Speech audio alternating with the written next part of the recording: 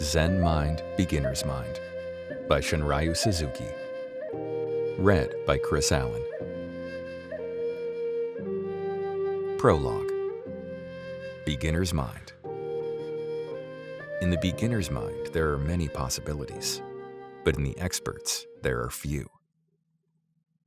People say that practicing Zen is difficult, but there is a misunderstanding as to why. It is not difficult because it is hard to sit in the cross-legged position or to attain enlightenment. It is difficult because it is hard to keep our mind pure and our practice pure in its fundamental sense. The Zen school developed in many ways after it was established in China, but at the same time, it became more and more impure. But I do not want to talk about Chinese Zen or the history of Zen. I am interested in helping you keep your practice from becoming impure. In Japan, we have the phrase shoshin, which means beginner's mind. The goal of practice is always to keep our beginner's mind. Suppose you recite the Prajnaparamita Sutra only once. It might be a very good recitation. But what would happen if you recited it twice, 3 times, 4 times, or more? You might easily lose your original attitude towards it. The same thing will happen in your other Zen practices. For a while, you will keep your beginner's mind. But if you continue to practice 1, 2, 3 years or more, although you may improve some, you are liable to lose the limitless meaning of original mind. For Zen students, the most important thing is not to be dualistic. Our original mind includes everything within itself. It is always rich and sufficient within itself. You should not lose your self-sufficient state of mind. This does not mean a closed mind, but actually an empty mind and a ready mind. If your mind is empty, it is always ready for anything. It is open to everything. In the beginner's mind, there are many possibilities. In the expert's mind, there are few. If you discriminate too much, you limit yourself. If you are too demanding or too greedy, your mind is not rich and self-sufficient. If we lose our original self-sufficient mind, we lose all precepts. When your mind becomes demanding, when you long for something, you will end up violating your own precepts. Not to tell lies, not to steal, not to kill, not to be immoral, and so forth. If you keep your original mind, the precepts will keep themselves. In the beginner's mind, there is no thought, I have attained something. All self-centered thoughts limit our vast mind. When we have no thought of achievement, no thought of self, we are true beginners. Then, we can really learn something. The beginner's mind is the mind of compassion. When our mind is compassionate, it is boundless. Dogen Zenji, the founder of our school, always emphasized how important it is to resume our boundless original mind. Then we are always true to ourselves, in sympathy with all beings, and can actually practice. So the most difficult thing is always to keep your beginner's mind. There is no need to have a deep understanding of Zen.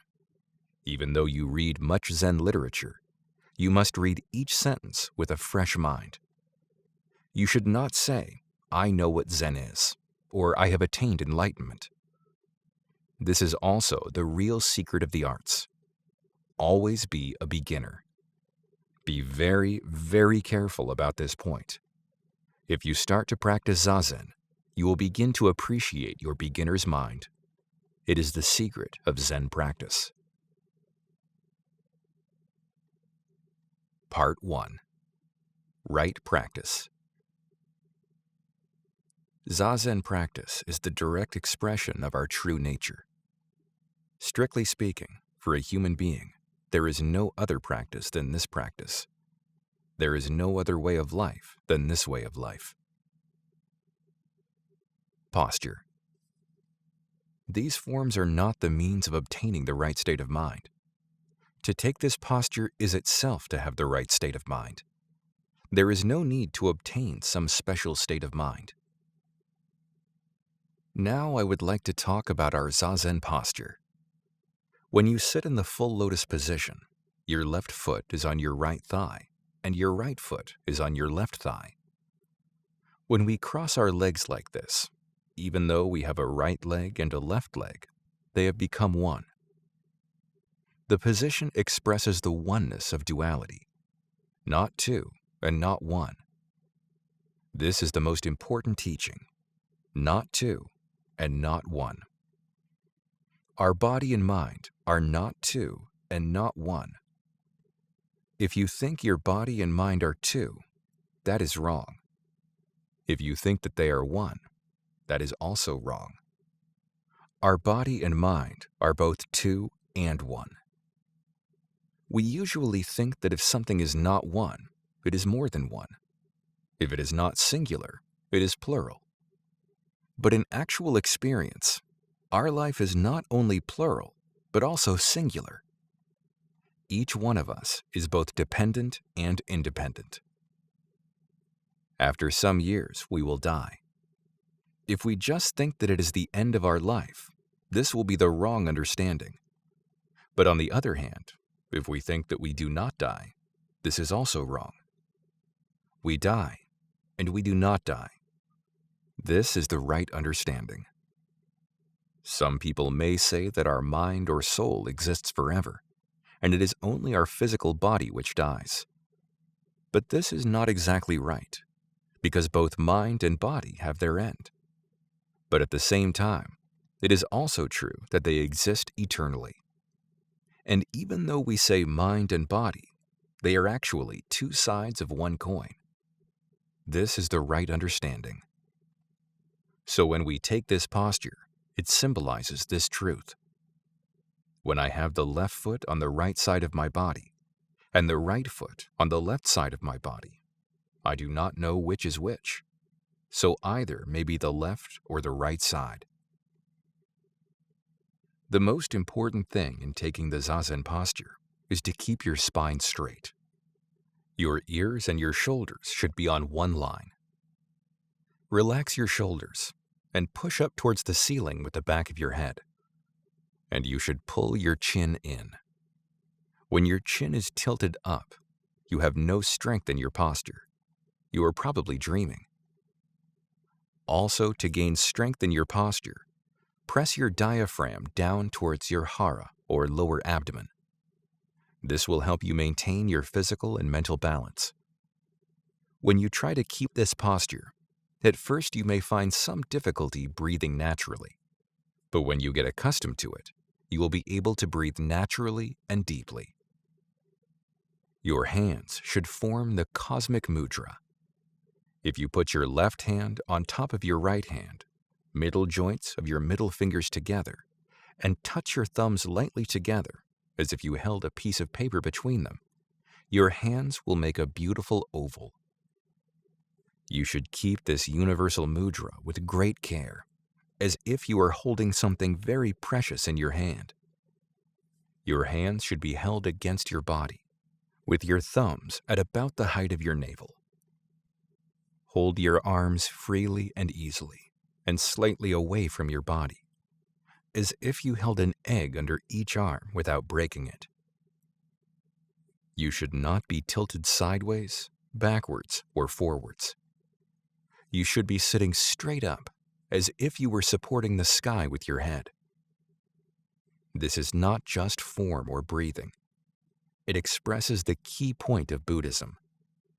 It is a perfect expression of your Buddha nature. If you want true understanding of Buddhism, you should practice this way. These forms are not a means of obtaining the right state of mind. To take this posture itself is the purpose of our practice. When you have this posture, you have the right state of mind, so there is no need to try to attain some special state. When you try to attain something, your mind starts to wander about somewhere else. When you do not try to attain anything, you have your own body and mind right here. A Zen master would say, kill the Buddha. Kill the Buddha if the Buddha exists somewhere else. Kill the Buddha because you should resume your own Buddha nature. Doing something is expressing your own nature. We do not exist for the sake of something else. We exist for the sake of ourselves. This is the fundamental teaching expressed in the forms we observe. Just as for sitting, when we stand in the Zendo, we have some rules. But the purpose of these rules is not to make everyone the same, but to allow each to express his own self most freely.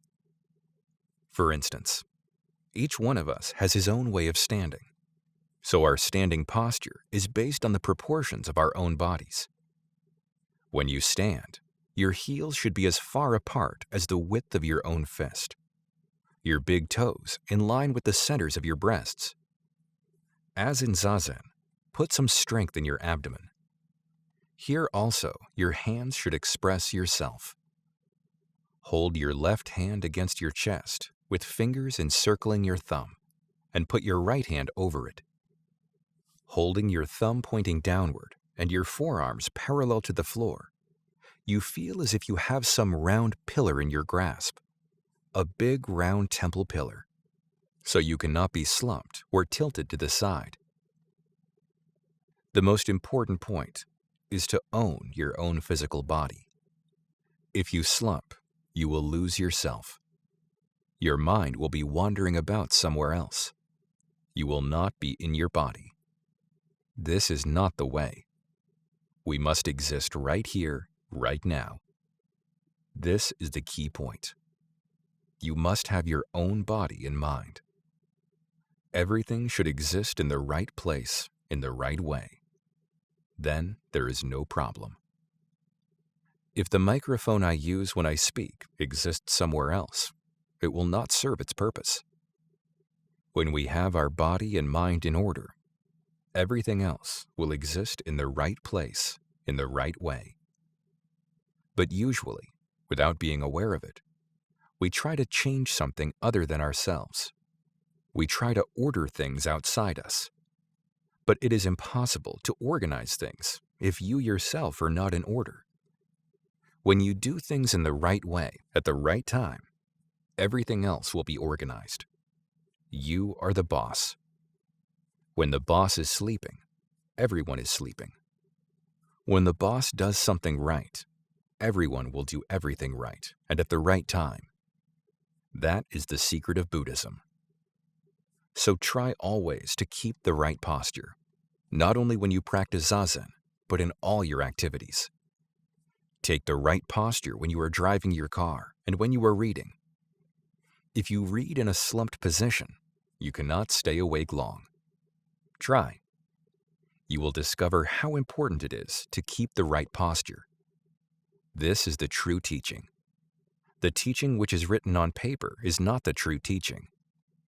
Written teaching is a kind of food for your brain. Of course, it is necessary to take some food for your brain, but it is more important to be yourself by practicing the right way of life. That is why Buddha could not accept the religions existing at his time. He studied many religions, but he was not satisfied with their practices. He could not find the answer in their asceticism or in philosophies. He was not interested in some metaphysical existence, but in his own body and mind, here and now. And when he found himself, he found that everything that exists has Buddha nature. That was his enlightenment. Enlightenment is not some good feeling or some particular state of mind. The state of mind that exists when you sit in the right posture is itself enlightenment. If you cannot be satisfied with the state of mind you have in Zazen, it means your mind is still wandering about. Our body and mind should not be wobbling or wandering about. In this posture, there is no need to talk about the right state of mind. You already have it. This is the conclusion of Buddhism. Breathing. What we call I is just a swinging door, which moves when we inhale and when we exhale. When we practice Zazen, our mind always follows our breathing. When we inhale, the air comes into the inner world. When we exhale, the air goes out to the outer world. The inner world is limitless, and the outer world is also limitless. We say inner world or outer world, but actually there is just one whole world. In this limitless world, our throat is like a swinging door. The air comes in and goes out like someone passing through a swinging door. If you think, I breathe, the I's extra. There is no you to say I. What we call I is just a swinging door, which moves when we inhale and when we exhale. It just moves. That is all. When your mind is pure and calm enough to follow this movement, there is nothing. No I, no world, no mind nor body, just a swinging door. So when we practice Zazen, all that exists is the movement of the breathing. But we are aware of this movement. You should not be absent-minded. But to be aware of the movement does not mean to be aware of your small self, but rather of your universal nature or Buddha nature. This kind of awareness is very important because we are usually so one-sided. Our usual understanding of life is dualistic. You and I. This and that. Good and bad. But actually, these discriminations are themselves the awareness of the universal existence. You means to be aware of the universe in the form of you, and I means to be aware of it in the form of I. You and I are just swinging doors. This kind of understanding is necessary. This should not even be called understanding. It is actually the true experience of life through Zen practice. So when you practice Zazen, there is no idea of time or space. You may say, we started sitting at 5:45 in this room. Thus you have some idea of time, 5:45, and some idea of space in this room. Actually, what you are doing, however, is just sitting and being aware of the universal activity. That is all.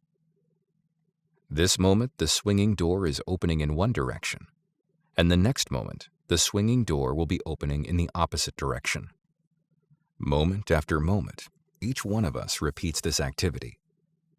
Here, there is no idea of time or space. Time and space are one.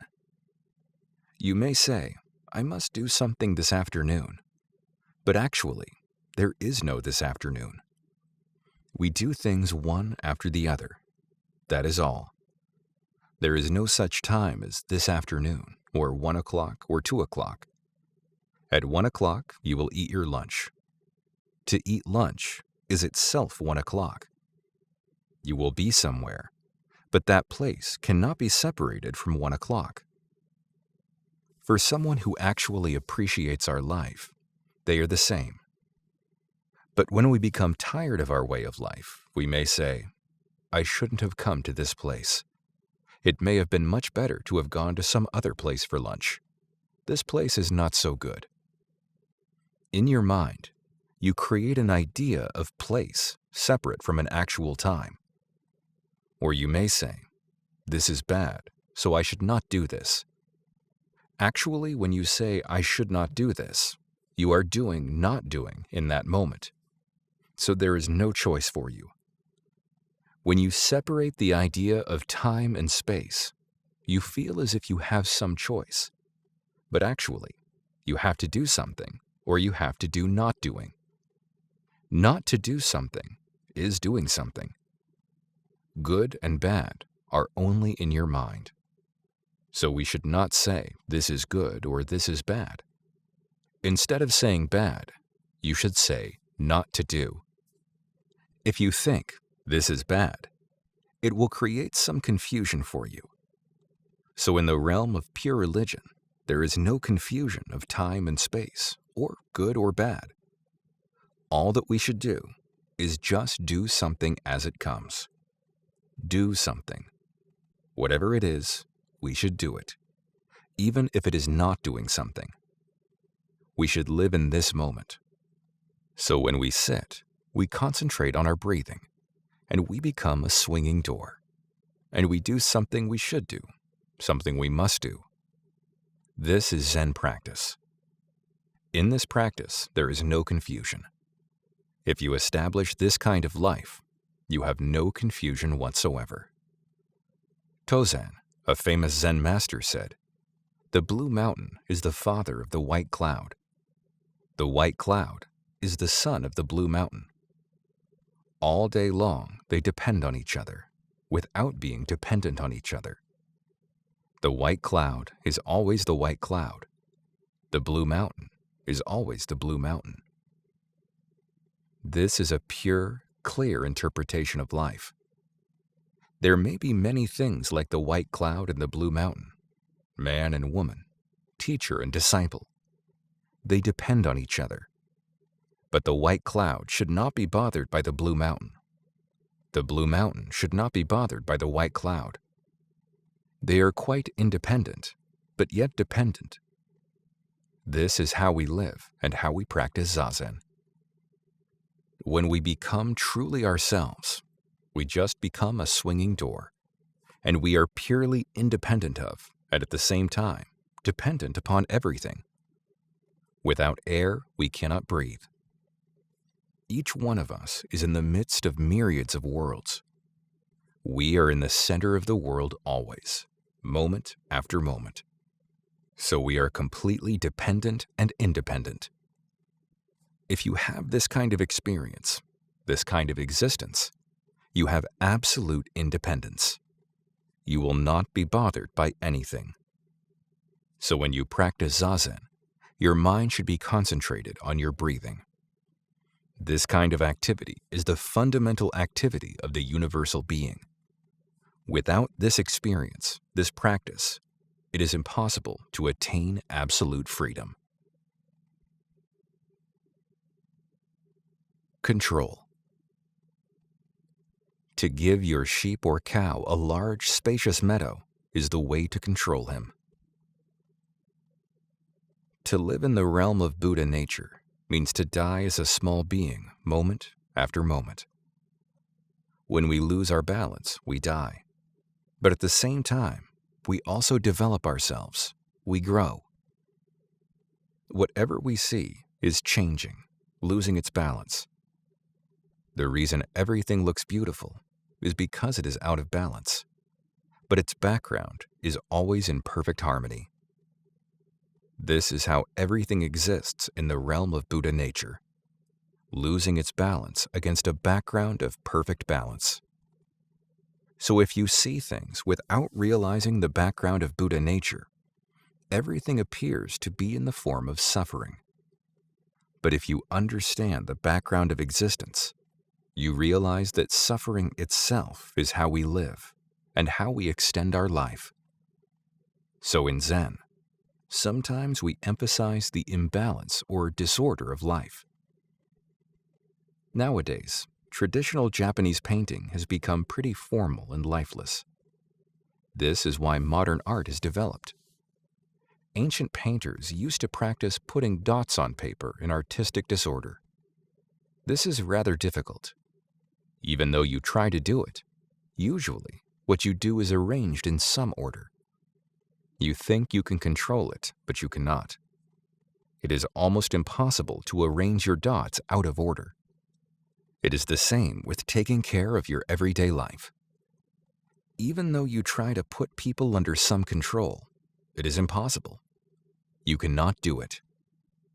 The best way to control people is to encourage them to be mischievous.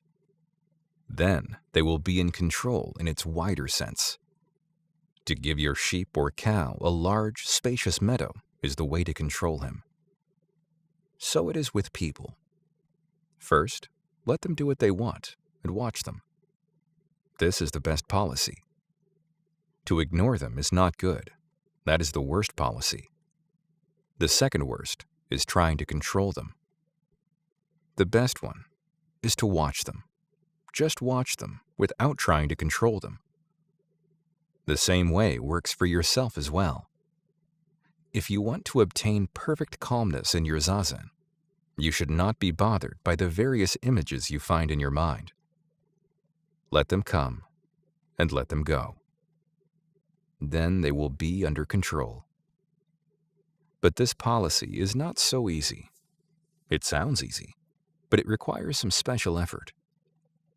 How to make this kind of effort is the secret of practice.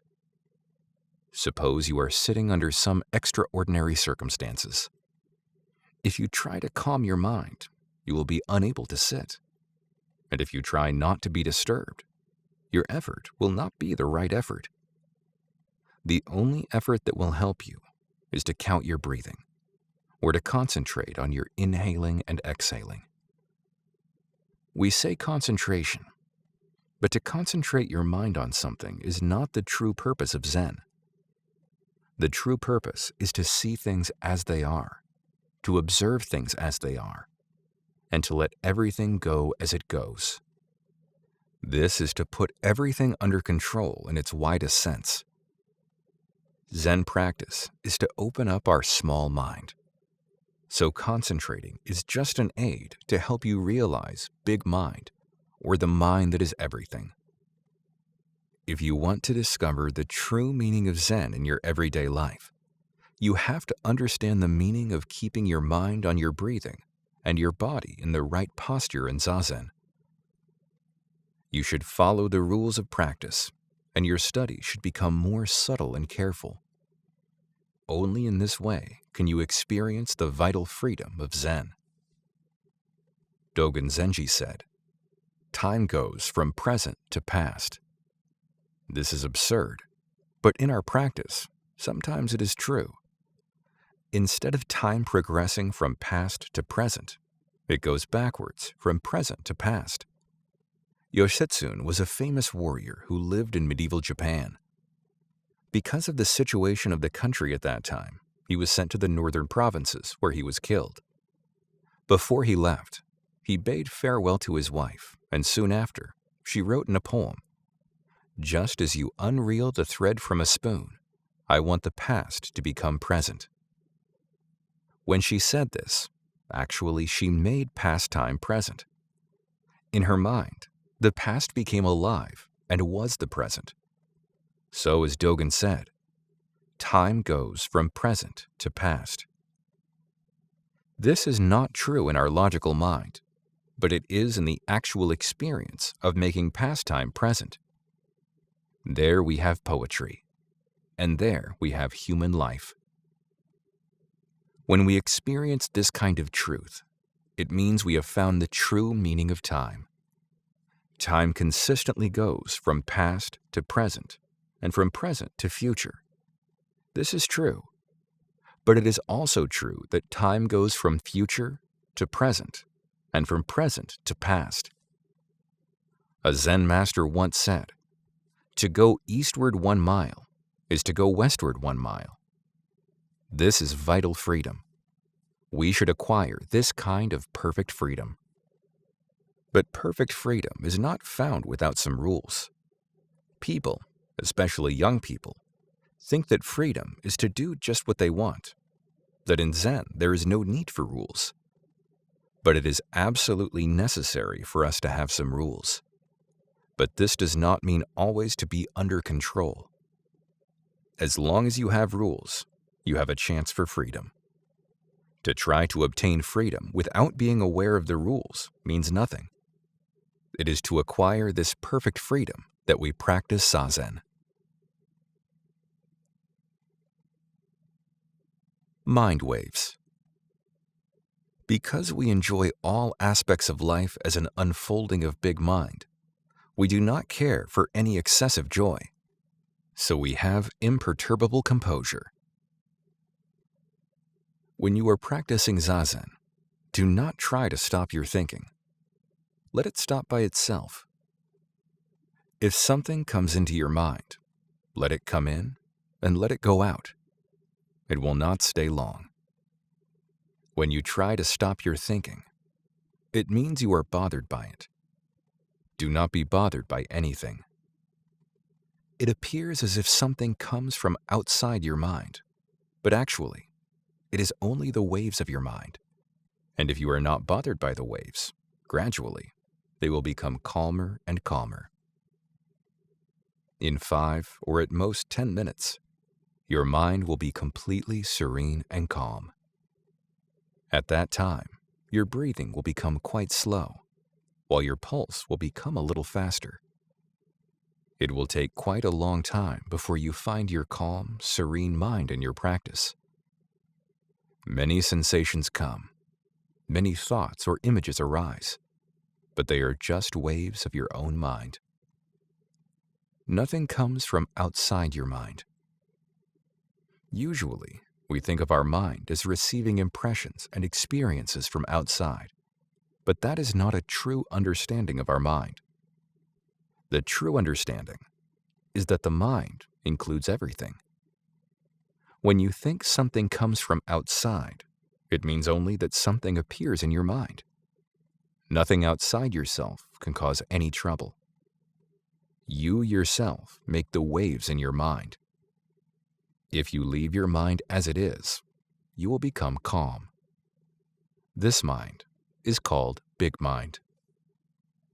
If your mind is related to something outside itself, that mind is a small mind, a limited mind. If your mind is not related to anything else, then there is no dualistic understanding in the activity of your mind. You understand activity as just waves of your mind. Big mind experiences everything within itself. Do you understand the difference between the two minds? The mind which includes everything, and the mind which is related to something. Actually, they are the same thing, but the understanding is different, and your attitude towards your life will be different according to which understanding you have. That everything is included within your mind is the essence of mind. To experience this is to have religious feeling. Even though waves arise, the essence of your mind is pure. It is just like clear water with a few waves. Actually, water always has waves. Waves are the practice of the water. To speak of waves apart from water, or water apart from waves, is a delusion. Water and waves are one. Big mind and small mind are one. When you understand your mind in this way, you have some security in your feelings. As your mind does not expect anything from outside, it is always filled. A mind with waves in it is not a disturbed mind, but actually an amplified one. Whatever you experience is an expression of big mind. The activity of big mind is to amplify itself through various experiences. In one sense, our experiences coming one by one are always fresh and new. But in another sense, they are nothing but a continuous or repeated unfolding of the one big mind. For instance, if you have something good for breakfast, you will say, "This is good." Good is supplied as something experienced sometime long ago, even though you may not remember when. With big mind, we accept each of our experiences as if recognizing the face we see in a mirror as our own. For us, there is no fear of losing this mind. There is nowhere to come or to go. There is no fear of death, no suffering from old age or sickness. Because we enjoy all aspects of life as an unfolding of big mind, we do not care for any excessive joy. So we have imperturbable composure. And it is with this imperturbable composure of big mind that we practice Zazen. Mind weeds. You should rather be grateful for the weeds you have in your mind, because eventually they will enrich your practice. When the alarm rings early in the morning and you get up, I think you do not feel so good. It is not easy to go and sit, and even after you arrive at the zendo and begin Zazen, you have to encourage yourself to sit well. These are just waves of your mind. In pure zazen, there should not be any waves in your mind. When you are sitting, these waves will become smaller and smaller, and your effort will change into some subtle feeling. We say, pulling out the weeds, we give nourishment to the plant. We pull the weeds and bury them near the plant to give it nourishment. So even though you have some difficulty in your practice, even though you have some waves while you are sitting, those waves themselves will help you. So you should not be bothered by your mind.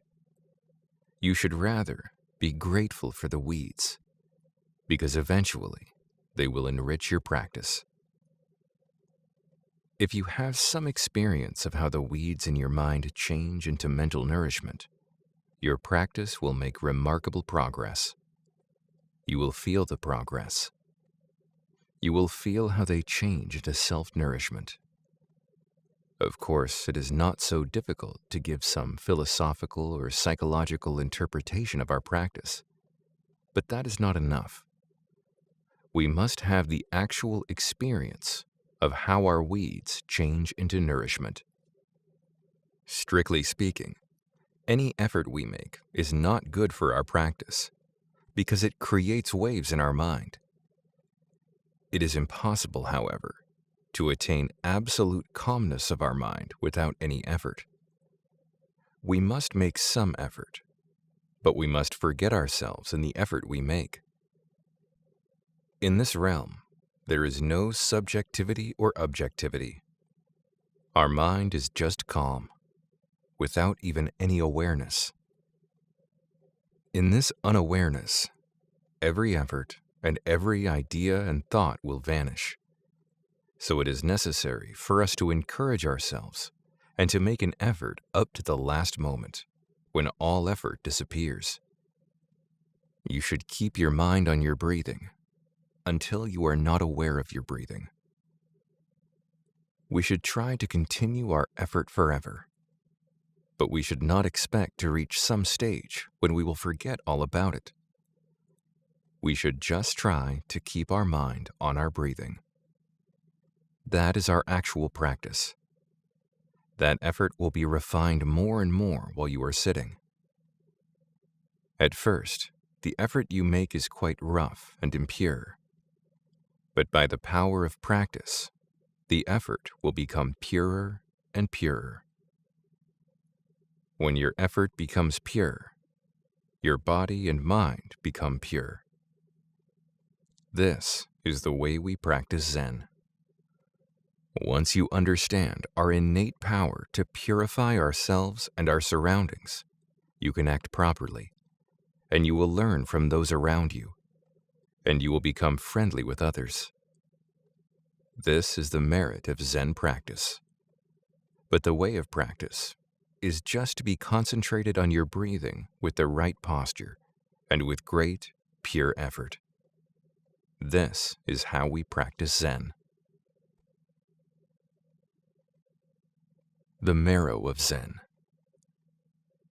In the Zazen posture, your mind and body have great power to accept things as they are, whether agreeable or disagreeable. In our scriptures, it is said that there are 4 kinds of horses: excellent ones, good ones, poor ones, and bad ones. The best horse will run slow and fast, right and left at the driver's will before it sees the shadow of the whip. The second best will run as well as the first one does, just before the whip reaches its skin. The third one will run when it feels pain on its body. The fourth will run after the pain penetrates to the marrow of its bones.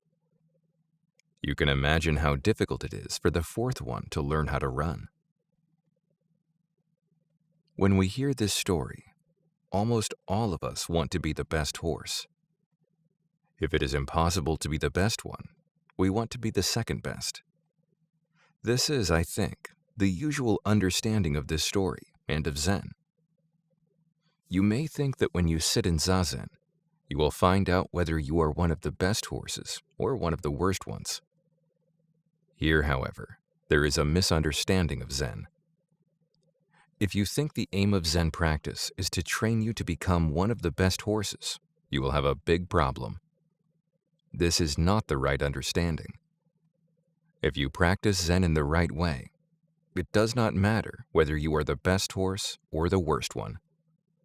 When you consider the mercy of Buddha, how do you think Buddha will feel about the 4 kinds of horses? You will have more sympathy for the worst one than for the best one.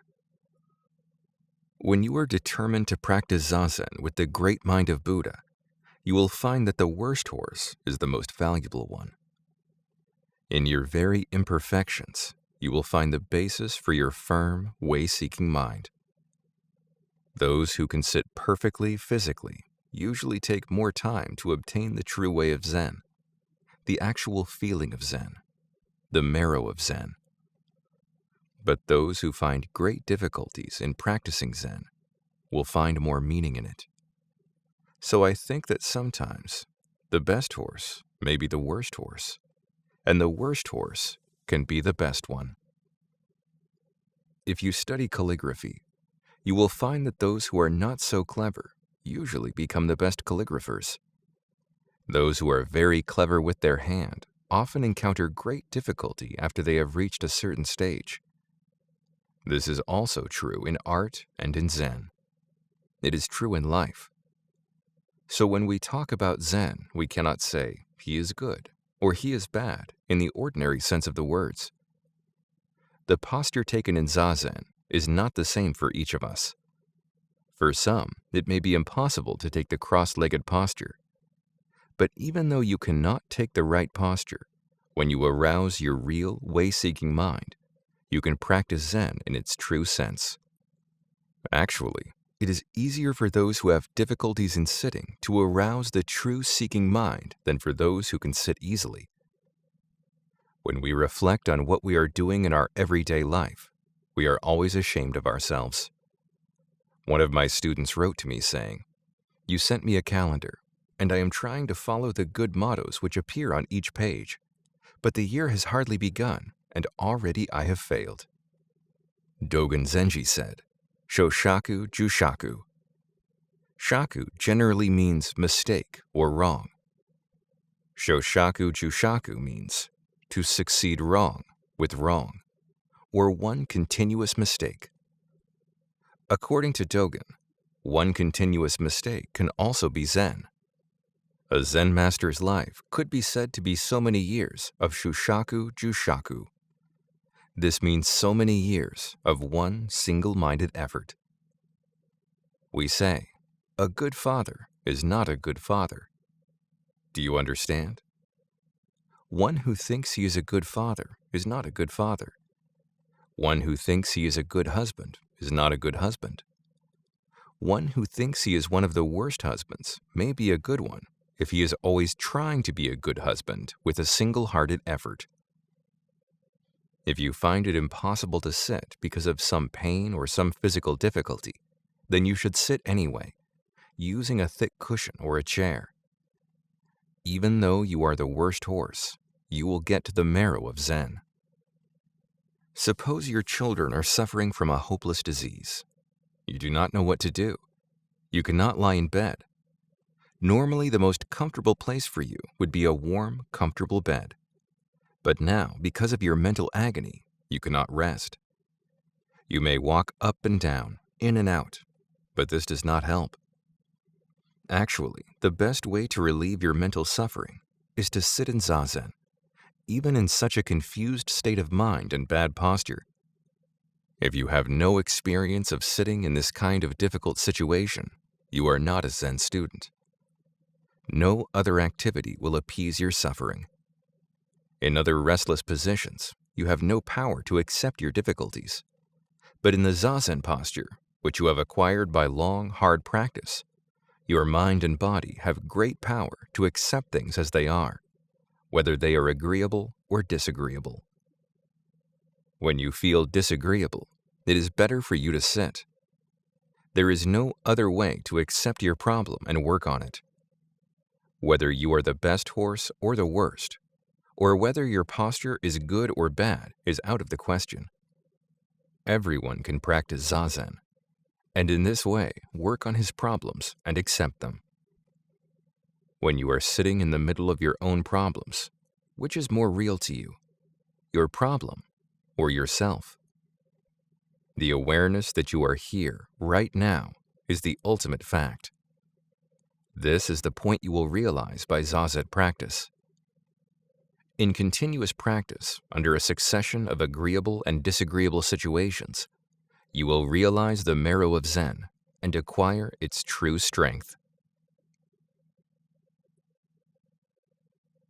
No dualism.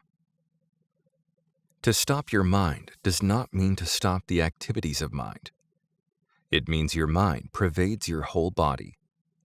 With your full mind, you form the mudra in your hands. We say our practice should be without gaining ideas, without any expectations, even of enlightenment. This does not mean, however, just to sit without any purpose. This practice, free from gaining ideas, is based on the Prajnaparamita Sutra. However, if you are not careful, the sutra itself will give you a gaining idea. It says, form is emptiness, and emptiness is form. But if you attach to that statement, you are liable to be involved in dualistic ideas.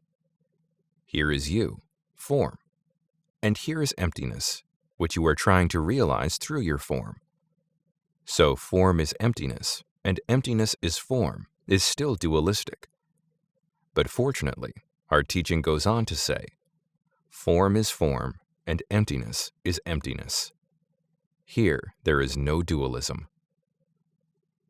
When you find it difficult to stop your mind while you are sitting, and when you are still trying to stop your mind, this is the stage of form is emptiness, and emptiness is form. But while you are practicing in this dualistic way, more and more, you will have oneness with your goal. And when your practice becomes effortless, you can stop your mind. This is the stage of form is form, and emptiness is emptiness. To stop your mind does not mean to stop the activities of mind. It means your mind pervades your whole body. Your mind follows your breathing. With your full mind, you form the mudra in your hands. With your whole mind, you sit with painful legs without being disturbed by them. This is to sit without any gaining idea. At first, you feel some restriction in your posture, but when you are not disturbed by the restriction, you have found the meaning of emptiness is emptiness and form is form. So to find your own way under some restriction is the way of practice. Practice does not mean that whatever you do, even lying down, is Zazen. When the restrictions you have do not limit you, this is what we mean by practice. When you say, whatever I do is Buddha nature, so it doesn't matter what I do, and there is no need to practice Zazen, that is already a dualistic understanding of our everyday life. If it really does not matter, there is no need for you even to say so.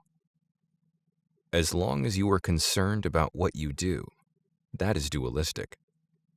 If you are not concerned about what you do, you will not say so. When you sit, you will sit. When you eat, you will eat. That is all. If you say it doesn't matter, it means that you are making some excuse to do something in your own way with your small mind. It means you are attached to some particular thing or way. That is not what we mean when we say just to sit is enough, or whatever you do is Zazen. Of course, whatever we do is Zazen, but if so, there is no need to say it.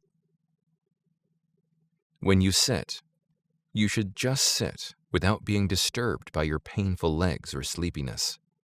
That is Zazen. But at first, it is very difficult to accept things as they are. You will be annoyed by the feeling you have in your practice.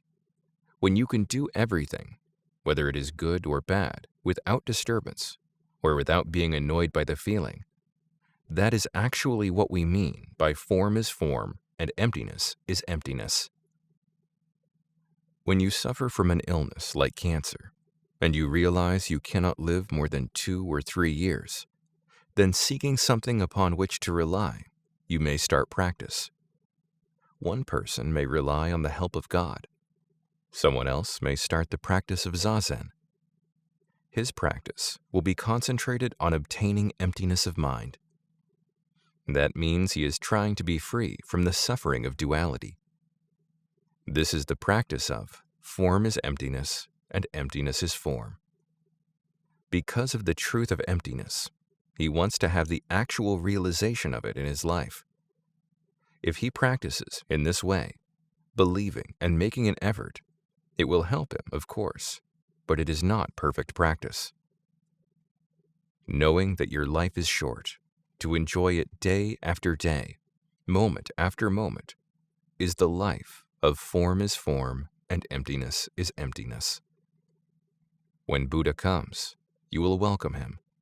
When the devil comes, you will welcome him. The famous Chinese Zen master Baso said, "Sun-faced Buddha and moon-faced Buddha." When he was ill, someone asked him, "How are you?" And he answered, "Sun-faced Buddha and moon-faced Buddha."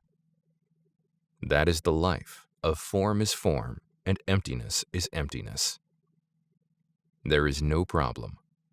1 year of life is good. 100 years of life are good. If you continue our practice, you will attain this stage. At first, you will have various problems, and it is necessary for you to make some effort to continue our practice. For the beginner, practice without effort is not true practice. For the beginner, the practice needs great effort. Especially for young people, it is necessary to try very hard to achieve something. You must stretch out your arms and legs as wide as they will go. Form is form. You must be true to your own way until at last you actually come to the point where you see it as necessary to forget all about yourself. Until you come to this point, it is completely mistaken to think that whatever you do is Zen, or that it does not matter whether you practice or not. But if you make your best effort just to continue your practice with your whole mind and body without gaining ideas, then whatever you do will be true practice. Just to continue should be your purpose. When you do something, just to do it should be your purpose. Form is form, and you are you, and true emptiness will be realized in your practice. Bowing. Bowing is a very serious practice. You should be prepared to bow, even in your last moment. Even though it is impossible to get rid of our self-centered desires, we have to do it. Our true nature wants us to. After Zazen, we bow to the floor 9 times. By bowing, we are giving up ourselves. To give up ourselves means to give up our dualistic ideas. So there is no difference between Zazen practice and bowing. Usually, to bow means to pay our respects to something which is more worthy of respect than ourselves. But when you bow to Buddha, you should have no idea of Buddha. You just become one with Buddha. You are already Buddha himself. When you become one with Buddha, one with everything that exists, you find the true meaning of being. When you forget all your dualistic ideas, everything becomes your teacher, and everything can be the object of worship.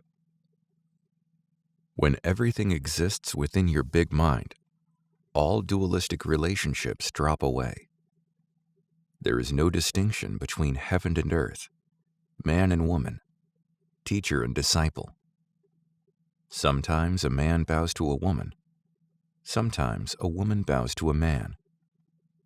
Sometimes the disciple bows to the master.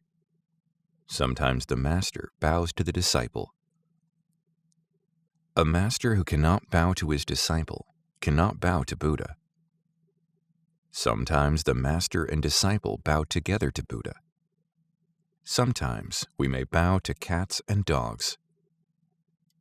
In your big mind, everything has the same value. Everything is Buddha himself. You see something or hear a sound, and there you have everything just as it is. In your practice, you should accept everything as it is, giving to each thing the same respect given to a Buddha. Here there is Buddhahood. Then Buddha bows to Buddha, and you bow to yourself. This is the true bow. If you do not have this firm conviction of big mind in your practice, your bow will be dualistic. When you are just yourself, you bow to yourself in its true sense, and you are one with everything. Only when you are you yourself can you bow to everything in its true sense. Bowing is a very serious practice. You should be prepared to bow even in your last moment. When you cannot do anything except bow, you should do it. This kind of conviction is necessary. Bow with this spirit, and all the precepts, all the teachings are yours, and you will possess everything within your big mind. Senno Rikyu, the founder of the Japanese tea ceremony, committed harikari, ritual suicide by disembowelment, in 1591 at the order of his lord, Hideyoshi. Just before Rikyu took his own life, he said, "When I have this sword, there is no Buddha and no patriarchs." He meant that when we have the sword of big mind, there is no dualistic world. The only thing which exists is this spirit. This kind of imperturbable spirit was always present in Rikyu's tea ceremony. He never did anything in just a dualistic way. He was ready to die in each moment. In ceremony after ceremony, he died and he renewed himself. This is the spirit of the tea ceremony. This is how we bow. My teacher had a callus on his forehead from bowing. He knew he was an obstinate, stubborn fellow, and so he bowed and bowed and bowed. The reason he bowed was that inside himself he always heard his master's scolding voice. He had joined the Soto order when he was 32, which for a Japanese priest is rather late. When we are young, we are less stubborn, and it is easier to get rid of our selfishness. So his master always called my teacher, "You lately joined fellow," and scolded him for joining so late. Actually, his master loved him for his stubborn character. When my teacher was 70, he said, "When I was young, I was like a tiger, but now I am like a cat." He was very pleased to be like a cat. Bowing helps to eliminate our self-centered ideas. This is not so easy. It is difficult to get rid of these ideas, and bowing is a very valuable practice. The result is not the point. It is the effort to improve ourselves that is valuable. There is no end to this practice. Each bow expresses one of the 4 Buddhist vows. These vows are, although sentient beings are innumerable, we vow to save them. Although our evil desires are limitless, we vow to be rid of them. Although the teaching is limitless, we vow to learn it all. Although Buddhism is unattainable, we vow to attain it. If it is unattainable, how can we attain it? But we should. That is Buddhism. To think, because it is possible we will do it, is not Buddhism. Even though it is impossible, we have to do it because our true nature wants us to. But actually, whether or not it is possible is not the point. If it is our innermost desire to get rid of our self-centered ideas, we have to do it. When we make this effort, our innermost desire is appeased and nirvana is there. Before you determine to do it, you have difficulty. But once you start to do it, you have none. Your effort appeases your innermost desire. There is no other way to attain calmness. Calmness of mind does not mean you should stop your activity. Real calmness should be found in activity itself. We say, it is easy to have calmness in inactivity. It is hard to have calmness in activity. But calmness in activity is true calmness.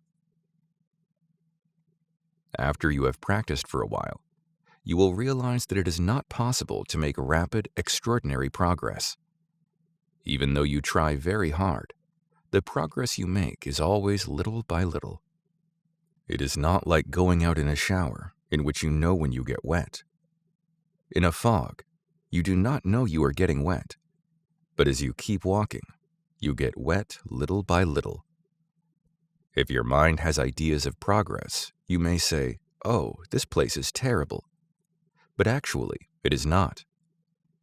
When you get wet in a fog, it is very difficult to dry yourself, so there is no need to worry about progress. It is like studying a foreign language. You cannot do it all of a sudden, but by repeating it over and over, you will master it. This is the Soto way of practice. We can say either that we make progress little by little, or that we do not even expect to make progress. Just to be sincere and make our full effort in each moment is enough. There is no nirvana outside our practice. Nothing special. If you continue this simple practice every day, you will obtain some wonderful power. Before you attain it, it is something wonderful. But after you attain it, it is nothing special. I do not feel like speaking after Zazen. I feel the practice of Zazen is enough. But if I must say something, I think I would like to talk about how wonderful it is to practice Zazen. Our purpose is just to keep this practice forever. This practice started from beginningless time, and it will continue into an endless future. Strictly speaking, for a human being, there is no other practice than this practice. There is no other way of life than this way of life. Zen practice is the direct expression of our true nature. Of course, whatever we do is the expression of our true nature. But without this practice, it is difficult to realize. It is our human nature to be active, and the nature of every existence. As long as we are alive, we are always doing something. But as long as you think, I am doing this, or I have to do this, or I must attain something special, you are actually not doing anything.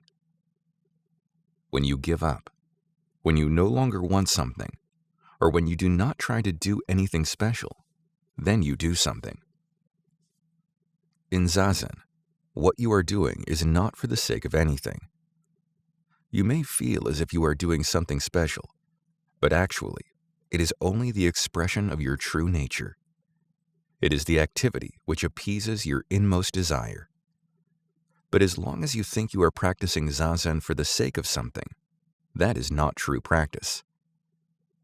If you continue this simple practice every day, you will obtain a wonderful power. Before you attain it, it is something wonderful. But after you obtain it, it is nothing special. It is just you yourself, nothing special. As a Chinese poem says, I went and I returned. It was nothing special. Rozan famous for its misty mountains, Sekko for its water. People think it must be wonderful to see the famous range of mountains covered by mists, and the water said to cover all the earth. But if you go there, you will just see water and mountains. Nothing special. It is a kind of mystery that for people who have no experience of enlightenment, enlightenment is something wonderful. But if they attain it, it is nothing. But yet it is not nothing. Do you understand? For a mother with children, having children is nothing special. That is Zazen. So if you continue this practice, more and more you will acquire something. Nothing special, but nevertheless something. You may say universal nature, or Buddha nature, or enlightenment. You may call it by many names. But for the person who has it, it is nothing, and it is something.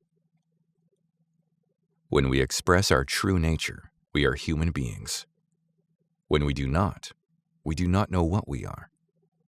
We are not an animal because we walk on 2 legs. We are something different from an animal, but what are we?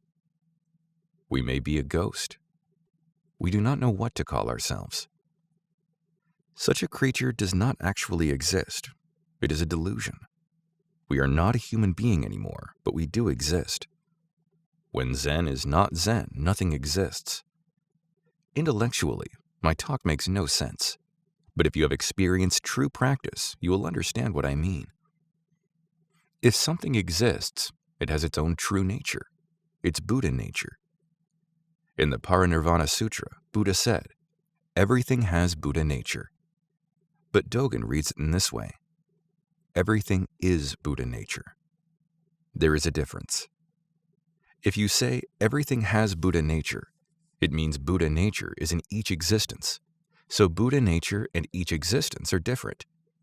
But when you say everything is Buddha nature, it means everything is Buddha nature itself. When there is no Buddha nature, there is nothing at all. Something apart from Buddha nature is just a delusion. It may exist in your mind, but such things actually do not exist. So to be a human being is to be a Buddha. Buddha nature is just another name for human nature, our true human nature. Thus, even though you do not do anything, you are actually doing something. You are expressing yourself. You are expressing your true nature. Your eyes will express.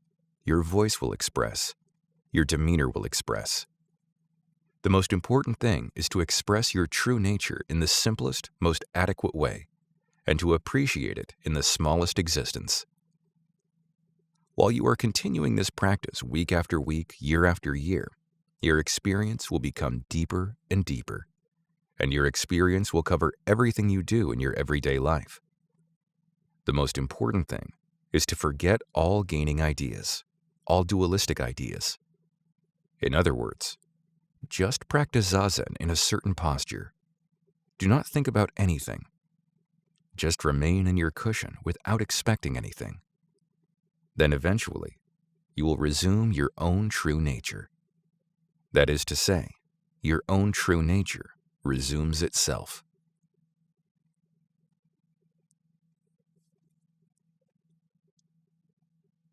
Part 2. Right Attitude. The point we emphasize is strong confidence in our original nature.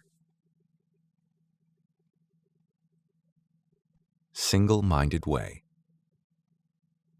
Even if the sun were to rise from the west, the Bodhisattva has only one way. The purpose of my talk is not to give you some intellectual understanding, but just to express my appreciation of our Zen practice. To be able to sit with you in Zazen is very, very unusual. Of course, whatever we do is unusual, because our life itself is so unusual. Buddha said, to appreciate your human life is as rare as soil on your fingernail. You know, dirt hardly ever sticks on your nail. Our human life is rare and wonderful. When I sit, I want to remain sitting forever, but I encourage myself to have another practice. For instance, to recite the sutra or to bow. And when I bow, I think, this is wonderful. But I have to change my practice again to recite the sutra. So the purpose of my talk is to express my appreciation. That is all. Our way is not to sit to acquire something. It is to express our true nature. That is our practice.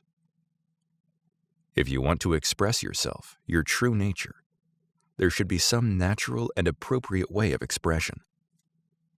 Even swaying right and left as you sit down or get up from Zazen is an expression of yourself. It is not preparation for practice or relaxation after practice. It is part of the practice. So we should not do it as if it were preparing for something else. This should be true in your everyday life. To cook or to fix some food, is not preparation. According to Dogen, it is practice. To cook is not just to prepare food for someone or for yourself. It is to express your sincerity. So when you cook, you should express yourself in your activity in the kitchen. You should allow yourself plenty of time. You should work on it with nothing in your mind and without expecting anything. You should just cook. That is also an expression of our sincerity, a part of our practice. It is necessary to sit in Zazen in this way, but sitting is not our only way. Whatever you do, it should be an expression of the same deep activity. We should appreciate what we are doing. There is no preparation for something else. The Bodhisattva's way is called the single-minded way, or one railway track thousands of miles long. The railway track is always the same. If it were to become wider or narrower, it would be disastrous. Wherever you go, the railway track is always the same. That is the Bodhisattva's way. So even if the sun were to rise from the west, the Bodhisattva has only one way. His way is in each moment to express his nature and his sincerity. We say railway track, but actually there is no such thing. Sincerity itself is the railway track. The sights we see from the train will change, but we are always running on the same track, and there is no beginning or end to the track. Beginningless and endless track. There is no starting point, no goal, nothing to attain. Just to run on the track is our way. This is the nature of our Zen practice. But when you become curious about the railway track, danger is there. You should not see the railway track. If you look at the track, you will become dizzy. Just appreciate the sights you see from the train. That is our way. There is no need for the passengers to be curious about the track. Someone will take care of it. Buddha will take care of it. But sometimes we try to explain the railway track because we become curious if something is always the same. We wonder, how is it possible for the Bodhisattva always to be the same? What is his secret? But there is no secret. Everyone has the same nature as the railway track. There were two good friends, Choki and Hufuku. They were talking about the Bodhisattva's way, and Choki said, even if the Arhat, an enlightened one, were to have evil desires, still the Tathagata, Buddha, does not have two kinds of words. I say the Tathagata has words, but no dualistic words. Hofuku said, even though you say so, your comment is not perfect. Choki asked, what is your understanding of the Tathagata's words? Hofuku said, we have had enough discussion, so let's have a cup of tea. Hofuku did not give his friend an answer, because it is impossible to give a verbal interpretation of our way. Nevertheless, as a part of their practice, these two good friends discussed the Bodhisattva's way, even though they did not expect to find a new interpretation. So Hofuku answered, our discussion is over. Let's have a cup of tea. That is a very good answer, isn't it? It is the same for my talk. When my talk is over, your listening is over. There is no need to remember what I say. There is no need to understand what I say. You understand. You have full understanding within yourself. There is no problem.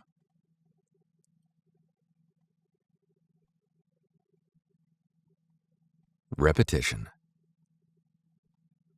If you lose the spirit of repetition, your practice will become quite difficult. The Indian thought and practice encountered by Buddha was based on the idea of human beings as a combination of spiritual and physical elements. They thought that the physical side of man bound the spiritual side, and so their religious practice was aimed at making the physical element weaker in order to free and strengthen the spirit. Thus, the practice Buddha found in India emphasized asceticism. But Buddha found when he practiced asceticism that there was no limit to the attempt to purge ourselves physically, and that it made religious practice very idealistic. This kind of war with our body can only end when we die. But according to this Indian thought, we will return in another life, and another life, to repeat the struggle over and over again, without ever attaining perfect enlightenment. And even if you think you can make your physical strength weak enough to free your spiritual power, it will only work as long as you continue your ascetic practice. If you resume your everyday life, you will have to strengthen your body. But then you will have to weaken it again to regain your spiritual power. And then you will have to repeat this process over and over again. This may be too great a simplification of the Indian practice encountered by Buddha, and we may laugh at it, but actually, some people continue this practice even today. Sometimes without realizing it, this idea of asceticism is in the back of their minds. But practicing in this way will not result in any progress. Buddha's way was quite different. At first, he studied the Hindu practice of his time and area, and he practiced asceticism. But Buddha was not interested in the elements comprising human beings, nor in metaphysical theories of existence. He was more concerned about how he himself existed in this moment. That was his point. Bread is made from flour. How flour becomes bread when put in the oven was for Buddha the most important thing. How we become enlightened was his main interest. The enlightened person is some perfect, desirable character for himself and for others. Buddha wanted to find out how human beings develop this ideal character, how various sages in the past became sages. In order to find out how dough became perfect bread, he made it over and over again, until he became quite successful. That was his practice. But we may find it is not so interesting to cook the same thing over and over again every day. It is rather tedious, you may say. If you lose the spirit of repetition, it will become quite difficult. But it will not be difficult if you are full of strength and vitality. Anyway, we cannot keep still. We have to do something. So if you do something, you should be very observant and careful and alert.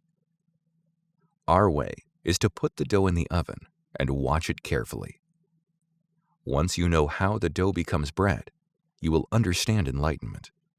So how the physical body becomes a sage is our main interest. We are not so concerned about what flour is, or what dough is, or what a sage is. A sage is a sage. Metaphysical explanations of human nature are not the point. So the kind of practice we stress thus cannot become too idealistic. If an artist becomes too idealistic, he will commit suicide, because between his ideal and his actual ability there is a great gap. Because there is no bridge long enough to go across the gap, he will begin to despair. This is the usual spiritual way. But our spiritual way is not so idealistic. In some sense, we should be idealistic. At least we should be interested in making bread which tastes and looks good. Actual practice is repeating over and over again until you find out how to become bread. There is no secret in our way. Just to practice Zazen and put ourselves into the oven is our way.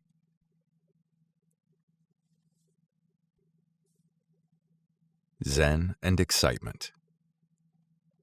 Zen is not some kind of excitement, but concentration on our usual everyday routine. My master died when I was 30. Although I wanted to devote myself just to Zen practice at Iheji Monastery, I had to succeed my master at his temple. I became quite busy, and being so young, I had many difficulties. These difficulties gave me some experience, but it meant nothing compared with the true, calm, serene way of life. It is necessary for us to keep the constant way. Zen is not some kind of excitement, but concentration on our usual everyday routine. If you become too busy and too excited, your mind becomes rough and ragged. This is not good. If possible, try to be always calm and joyful, and keep yourself from excitement. Usually, we become busier and busier day by day, year by year, especially in our modern world. If we revisit old, familiar places after a long time, we are astonished by the changes. It cannot be helped. But if we become interested in some excitement or in our own change, we will become completely involved in our busy life, and we will be lost. But if your mind is calm and constant, you can keep yourself away from the noisy world, even though you are in the midst of it. In the midst of noise and change, your mind will be quiet and stable. Zen is not something to get excited about. Some people start to practice Zen just out of curiosity, and they only make themselves busier. If your practice makes you worse, it is ridiculous. I think that if you try to do Zazen once a week, that will make you busy enough. Do not be too interested in Zen. When young people get excited about Zen, they often give up schooling and go to some mountain or forest in order to sit. That kind of interest is not true interest. Just continue in your calm, ordinary practice, and your character will be built up. If your mind is always busy, there will be no time to build, and you will not be successful, particularly if you work too hard on it. Building character is like making bread. You have to mix it little by little, step by step, and moderate temperature is needed. You know yourself quite well, and you know how much temperature you need. You know exactly what you need. But if you get too excited, you will forget how much temperature is good for you, and you will lose your own way. This is very dangerous. Buddha said the same thing about the good ox driver. The driver knows how much load the ox can carry, and he keeps the ox from being overloaded. You know your way and your state of mind. Do not carry too much. Buddha also said that building character is like building a dam. You should be very careful in making the bank. If you try to do it all at once, water will leak from it. Make the bank carefully, and you will end up with a fine dam for the reservoir. Our unexciting way of practice may appear to be very negative. This is not so. It is a wise and effective way to work on ourselves. It is just very plain. I find this point very difficult for people, especially young people, to understand. On the other hand, it may seem as if I am speaking about gradual attainment. This is not so either. In fact, this is the sudden way, because when your practice is calm and ordinary, everyday life itself is enlightenment.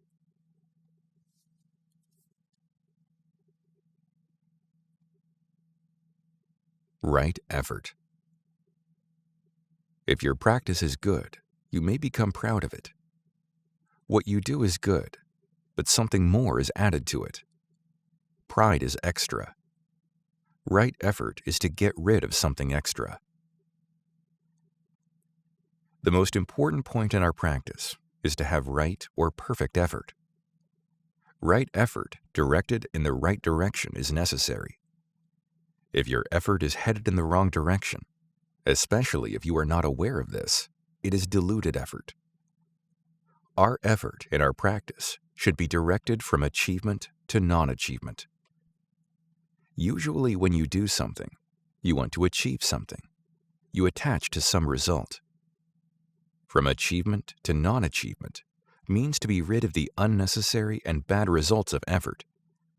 If you do something in the spirit of non-achievement, there is a good quality in it. So just to do something without any particular effort is enough. When you make some special effort to achieve something, some excessive quality, some extra element is involved in it.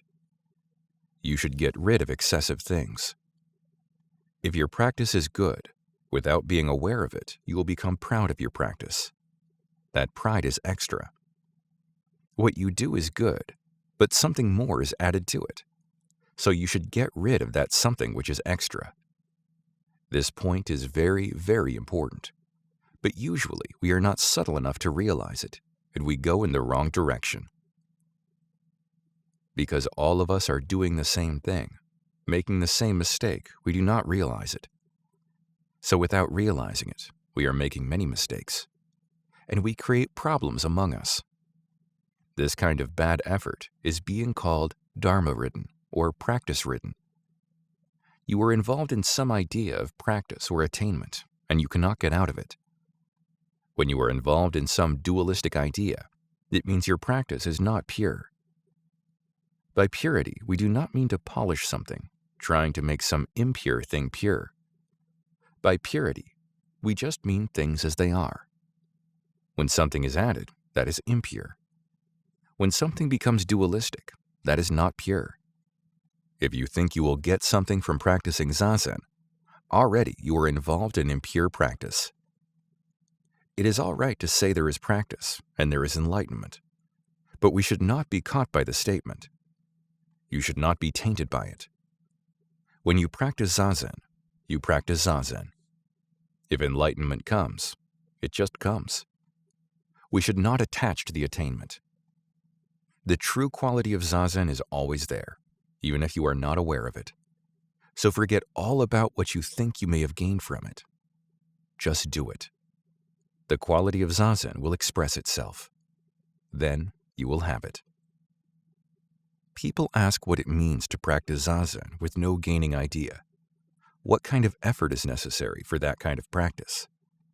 The answer is effort to get rid of something extra from our practice. If some extra idea comes, you should try to stop it. You should remain in pure practice. That is the point towards which our effort is directed. We say, to hear the sound of one hand clapping. Usually the sound of clapping is made with two hands, and we think that clapping with one hand makes no sound at all. But actually, one hand is sound. Even though you do not hear it, there is sound. If you clap with two hands, you can hear the sound. But if sound did not already exist before you clapped, you could not make the sound. Before you make it, there is sound. Because there is sound, you can make it, and you can hear it. Sound is everywhere. If you just practice it, there is sound. Do not try to listen to it. If you do not listen to it, the sound is all over. Because you try to hear it, sometimes there is sound, and sometimes there is no sound. Do you understand? Even though you do not do anything, you have the quality of Zazen always. But if you try to find it, if you try to see the quality, you have no quality. You are living in this world as one individual. But before you take the form of a human being, you are already there, always there. We are always here. Do you understand?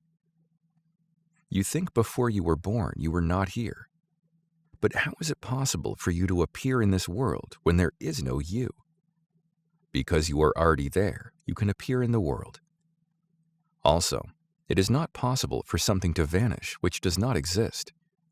Because something is there, something can vanish. You may think that when you die, you disappear, you no longer exist. But even though you vanish, something which is existent cannot be non-existent. That is the magic. We ourselves cannot put any magic spells on this world. The world is its own magic. If we are looking at something, it can vanish from our sight. But if we do not try to see it, that something cannot vanish. Because you are watching it, it can disappear. But if no one is watching, how is it possible for anything to disappear? If someone is watching you, you can escape from him. But if no one is watching, you cannot escape from yourself. So try not to see something in particular. Try not to achieve anything special. You already have everything in your own pure quality. If you understand this ultimate fact, there is no fear. There may be some difficulty, of course, but there is no fear. If people have difficulty without being aware of the difficulty, that is true difficulty. They may appear very confident. They may think they are making a big effort in the right direction, but without knowing it, what they do comes out of fear. Something may vanish for them, but if your effort is in the right direction, then there is no fear of losing anything. Even if it is in the wrong direction, if you are aware of that, you will not be deluded. There is nothing to lose. There is only the constant, pure quality of right practice.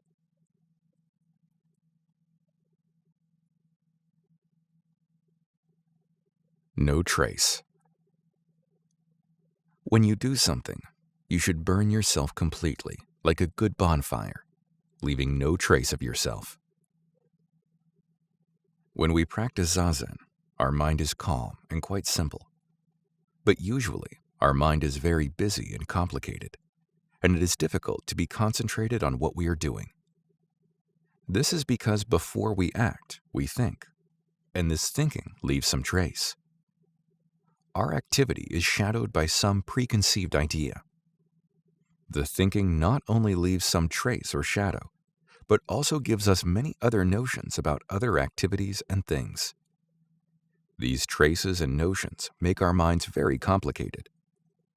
When we do something with a quite simple, clear mind, we have no notion or shadows, and our activity is strong and straightforward. But when we do something with a complicated mind, in relation to other things or people or society, our activity becomes very complex.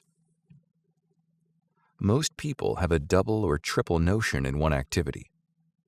There is a saying, to catch two birds with one stone. That is what people usually try to do. Because they want to catch too many birds, they find it difficult to be concentrated on one activity, and they may end up not catching any birds at all. That kind of thinking always leaves its shadow on their activity. The shadow is not actually the thinking itself. Of course, it is often necessary to think or prepare before we act. But right thinking does not leave any shadow. Thinking which leaves traces comes out of your relative confused mind. Relative mind is the mind which sets itself in relation to other things, thus limiting itself. It is this small mind which creates gaining ideas and leaving traces of itself. If you leave a trace of your thinking on your activity, you will be attached to the trace. For instance, you may say, "This is what I have done," but actually it is not so. In your recollection, you may say, "I did such and such a thing in some certain way," but actually that is never exactly what happened. When you think in this way, you limit the actual experience of what you have done. So if you attach to the idea of what you have done, you are involved in selfish ideas. Often, we think what we have done is good, but it may not actually be so. When we become old, we are often very proud of what we have done. When others listen to someone proudly telling something which he has done, they will feel funny, because they know his recollection is one-sided. They know that what he has told them is not exactly what he did. Moreover, if he is proud of what he did, that pride will create some problem for him. Repeating his recollections in this way, his personality will be twisted more and more, until he becomes quite a disagreeable, stubborn fellow. This is an example of leaving a trace of one's thinking. We should not forget what we did, but it should be without an extra trace. To leave a trace is not the same as to remember something. It is necessary to remember what we have done, but we should not become attached to what we have done in some special sense. What we call attachment is just these traces of our thought and activity. In order not to leave any traces, when you do something, you should do it with your whole body and mind. You should be concentrated on what you do. You should do it completely, like a good bonfire. You should not be a smoky fire. You should burn yourself completely. If you do not burn yourself completely, a trace of yourself will be left in what you do. You will have something remaining which is not completely burned out. Zen activity is activity which is completely burned out, with nothing remaining but ashes. This is the goal of our practice. This is what Dogen meant when he said, "Ashes do not come back to firewood." Ash is ash. Ash should be completely ash. The firewood should be firewood. When this kind of activity takes place, one activity covers everything. So our practice is not a matter of 1 hour or 2 hours, or 1 day or 1 year. If you practice Zazen with your whole body and mind, even for a moment, that is Zazen. So moment after moment, you should devote yourself to your practice. You should not have any remains after you do something, but this does not mean to forget all about it. If you understand this point, all the dualistic thinking and all the problems of life will vanish. When you practice Zazen, you become one with Zen. There is no you and no Zazen. When you bow, there is no Buddha and no you. One complete bowing takes place. That is all. This is nirvana. When Buddha transmitted our practice to Mahakashyapa, he just picked up a flower with a smile. Only Mahakashyapa understood what he meant. No one else understood. We do not know if this is a historical event or not, but it means something. It is a demonstration of our traditional way. Some activity which covers everything is true activity, and the secret of this activity is transmitted from Buddha to us.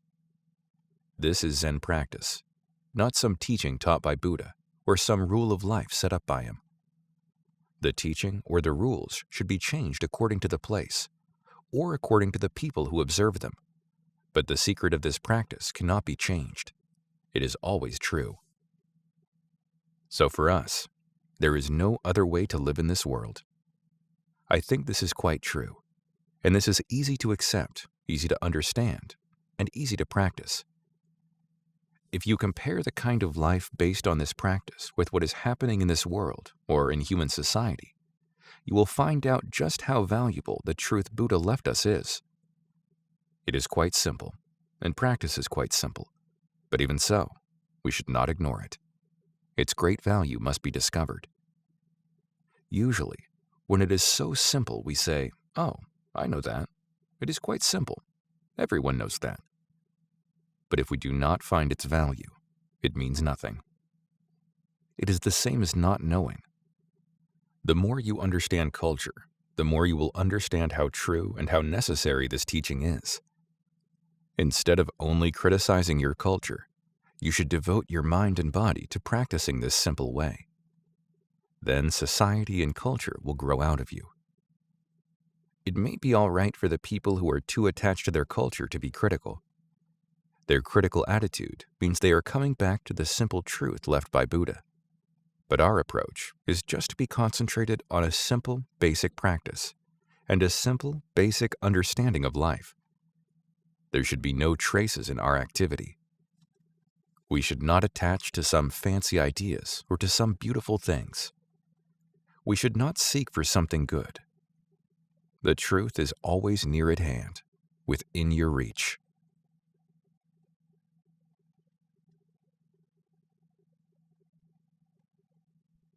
God-giving. To give is non-attachment. That is, just not to attach to anything is to give. Every existence in nature, every existence in the human world, every cultural work that we create is something which was given or is being given to us, relatively speaking. But as everything is originally one, we are, in actuality, giving out everything. Moment after moment, we are creating something, and this is the joy of our life. But this I, which is creating and always giving out something, is not the small I. It is the big I. Even though you do not realize the oneness of this big I with everything, when you give something, you feel good, because at that time, you feel at one with what you are giving. This is why it feels better to give than to take. We have a saying, Dana Prajna Paramita. Dana means to give. Prajna is wisdom. And Paramita means to cross over or to reach the other shore. Our life can be seen as a crossing of a river. The goal of our life's effort is to reach the other shore, nirvana. Prajna Paramita, the true wisdom of life, is that in each step of the way, the other shore is actually reached. To reach the other shore with each step of the crossing is the way of true living. Dana Prajna Paramita is the first of the 6 ways of true living. The second is Sila Prajna Paramita, or the Buddhist precepts. Then there is Kshanti Prajna Paramita, or endurance, Virya Prajna Paramita, or ardor and constant effort, Dhyana Prajna Paramita, or Zen practice, and Prajna Paramita, or wisdom.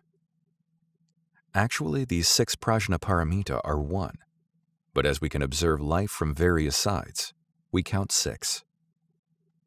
Dogen Zenji said, "To give is non-attachment." That is, just not to attach to anything is to give. It does not matter what is given. To give a penny or a piece of leaf is Dana Prajna Paramita. To give one line or even one word of teaching is Dana Prajna Paramita. If given in the spirit of non-attachment, the material offering and the teaching offering have the same value. With the right spirit, all that we do, all that we create, is Dana Prajna Paramita.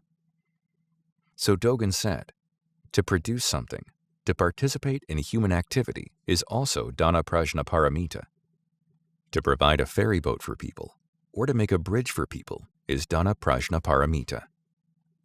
Actually, to give one line of the teaching may be to make a ferry boat for someone.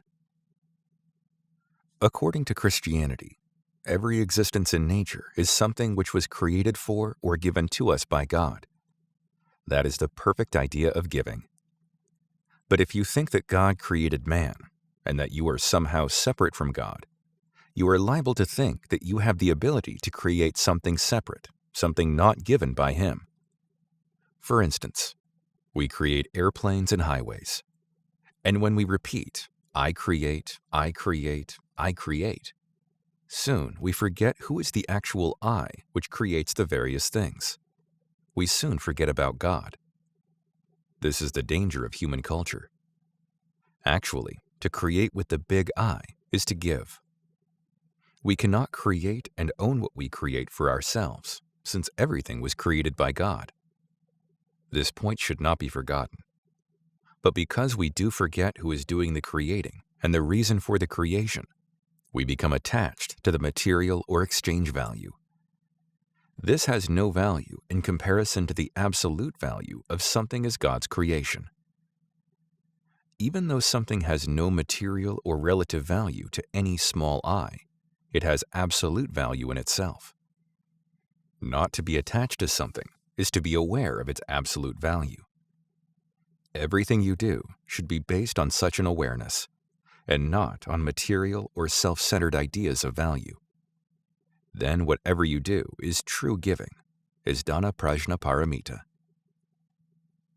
When we sit in the cross-legged posture, we resume our fundamental activity of creation.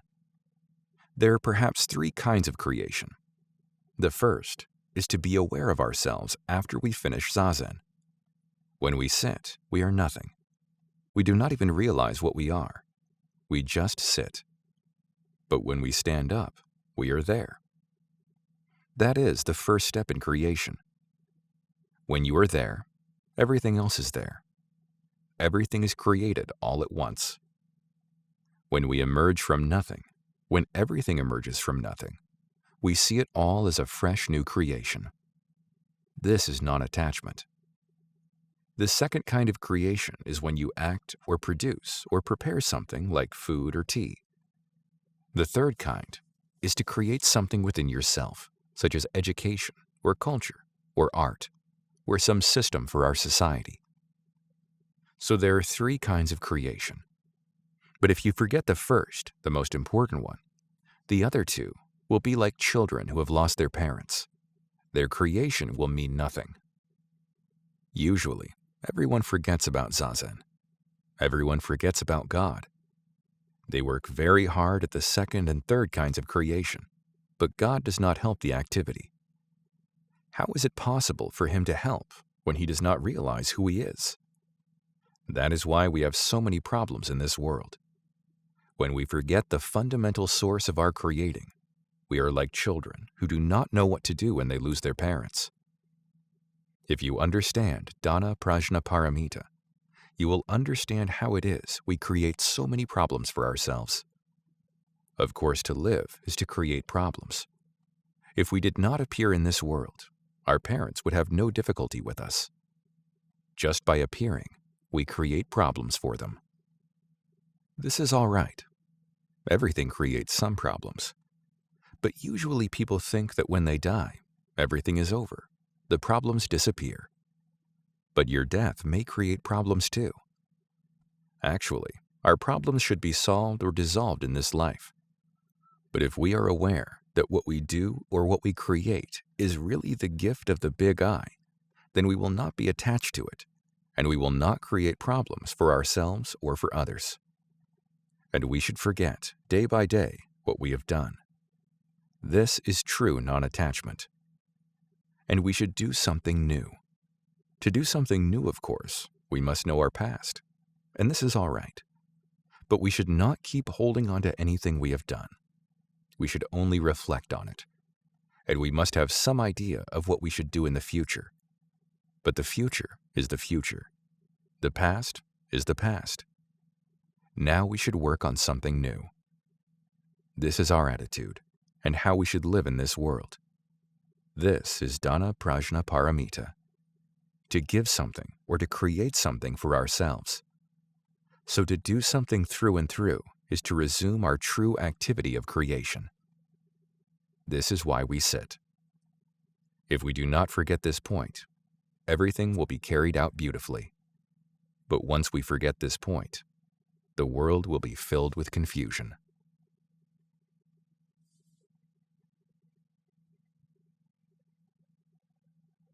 Mistakes in practice.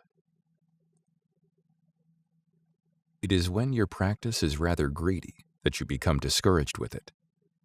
So you should be grateful that you have a sign or warning signal to show you the weak point in your practice. There are several poor ways of practice that you should understand. Usually, when you practice Zazen, you become very idealistic, and you set up an ideal or goal which you strive to attain and fulfill. But as I have often said, this is absurd. When you are idealistic, you have some gaining idea within yourself. By the time you attain your ideal goal, your gaining idea will create another ideal.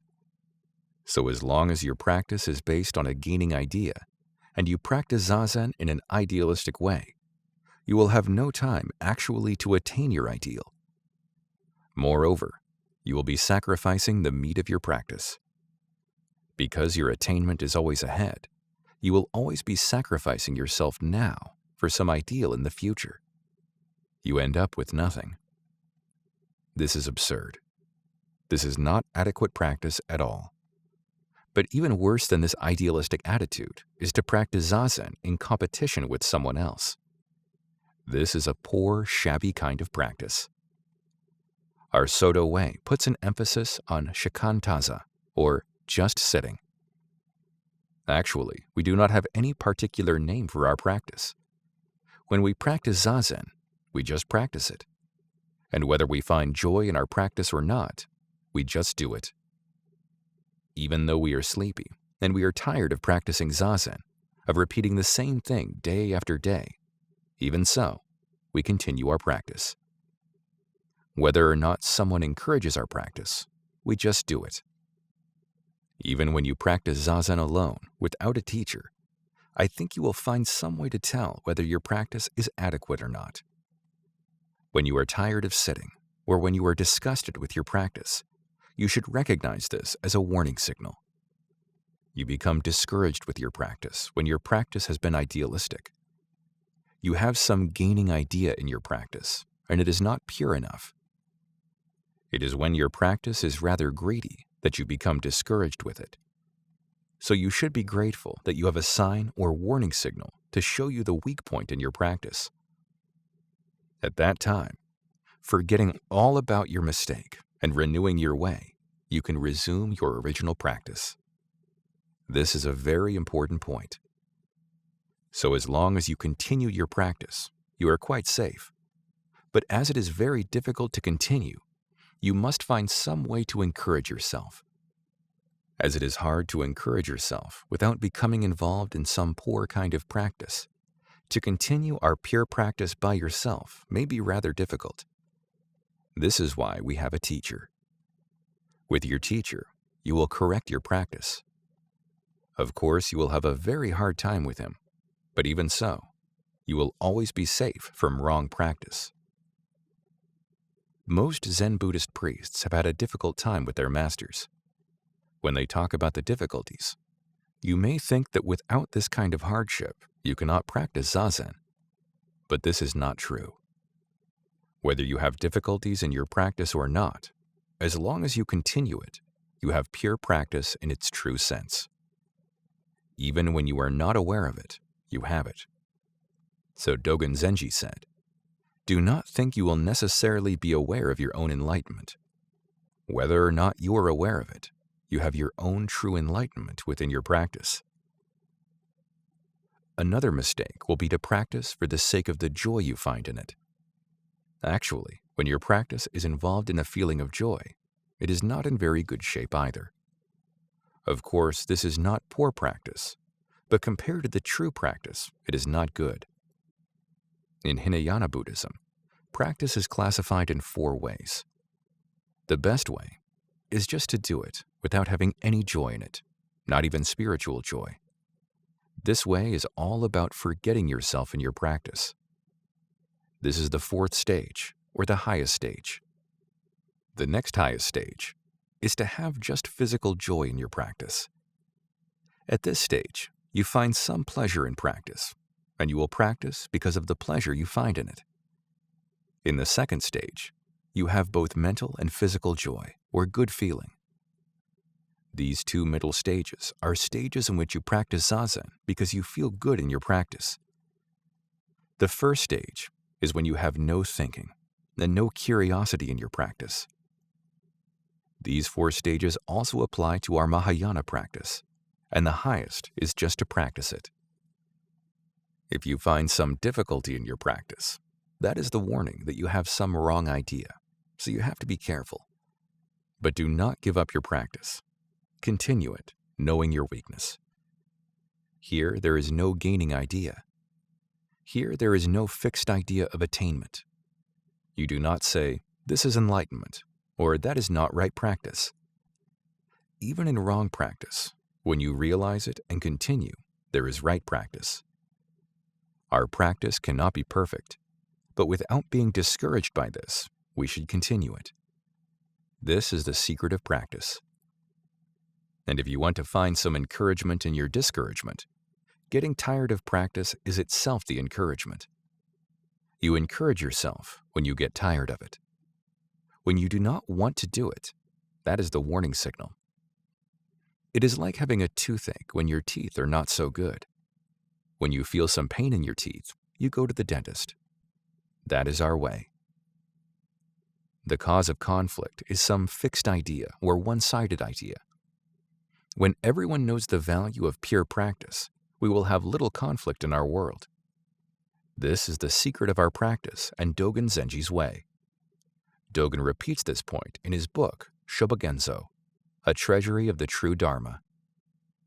If you understand the cause of conflict as some fixed or one-sided idea, you can find meaning in various practices without being caught by any of them. If you do not realize this point, you will be easily caught by some particular way, and you will say, "This is enlightenment. This is perfect practice. This is our way. The rest of the ways are not perfect. This is the best way." This is a big mistake. There is no particular way in the true practice. You should find your own way, and you should know what kind of practice you have right now. Knowing both the advantages and disadvantages of some special practice, you can practice that special way without danger. But if you have a one-sided attitude, you will ignore the disadvantage of the practice, emphasizing only its good part. Eventually, you will discover the worst side of the practice and become discouraged when it is too late. This is silly. We should be grateful that the ancient teachers point out this mistake.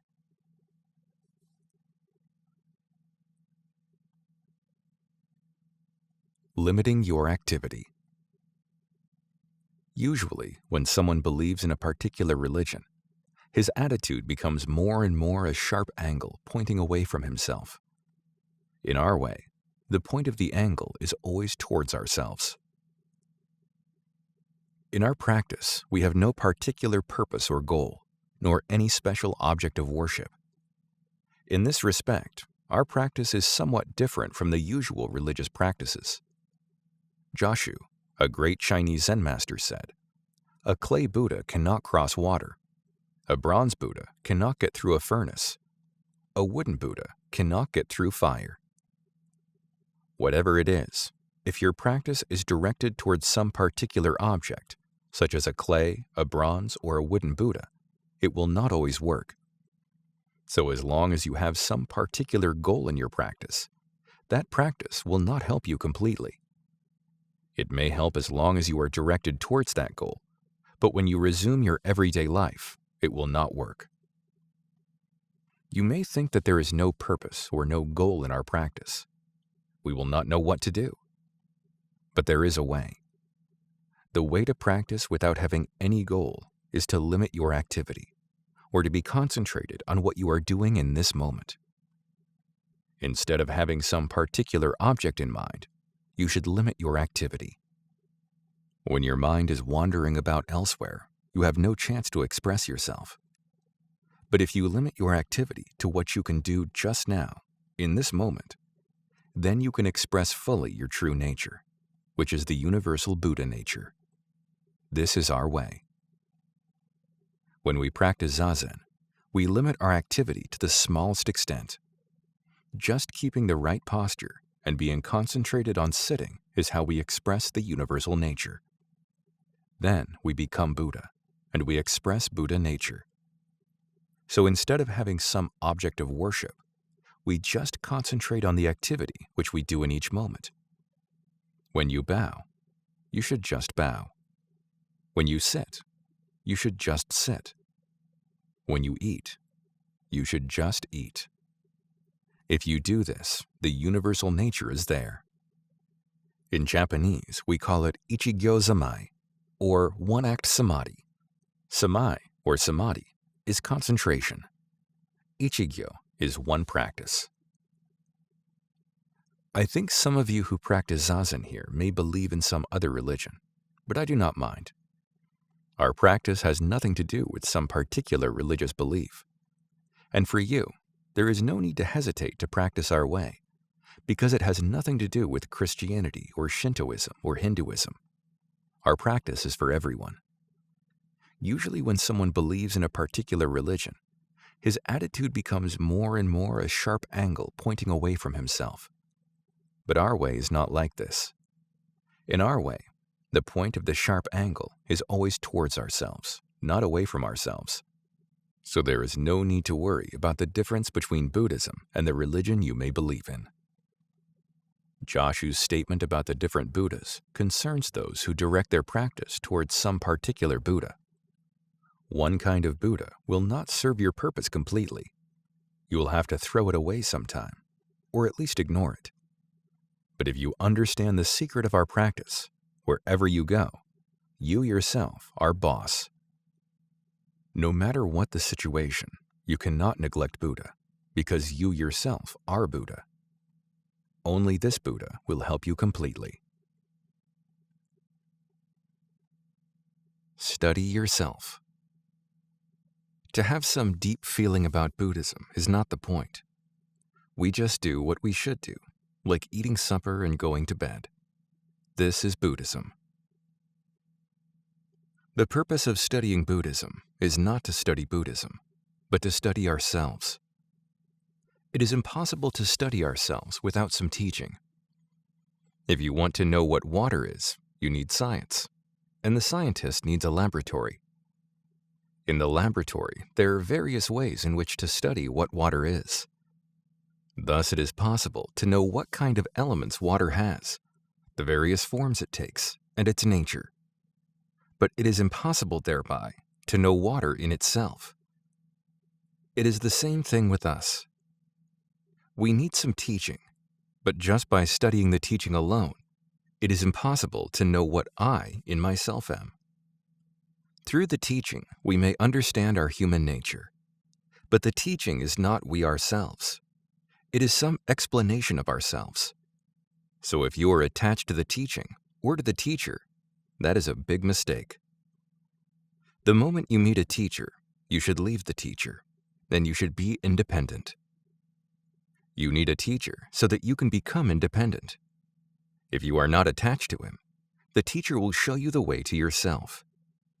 You have a teacher for yourself, not for the teacher. Rinzai, an early Chinese Zen master, analyzed how to teach his disciples in 4 ways. Sometimes he talked about the disciple himself. Sometimes he talked about the teaching itself. Sometimes he gave an interpretation of the disciple or the teaching.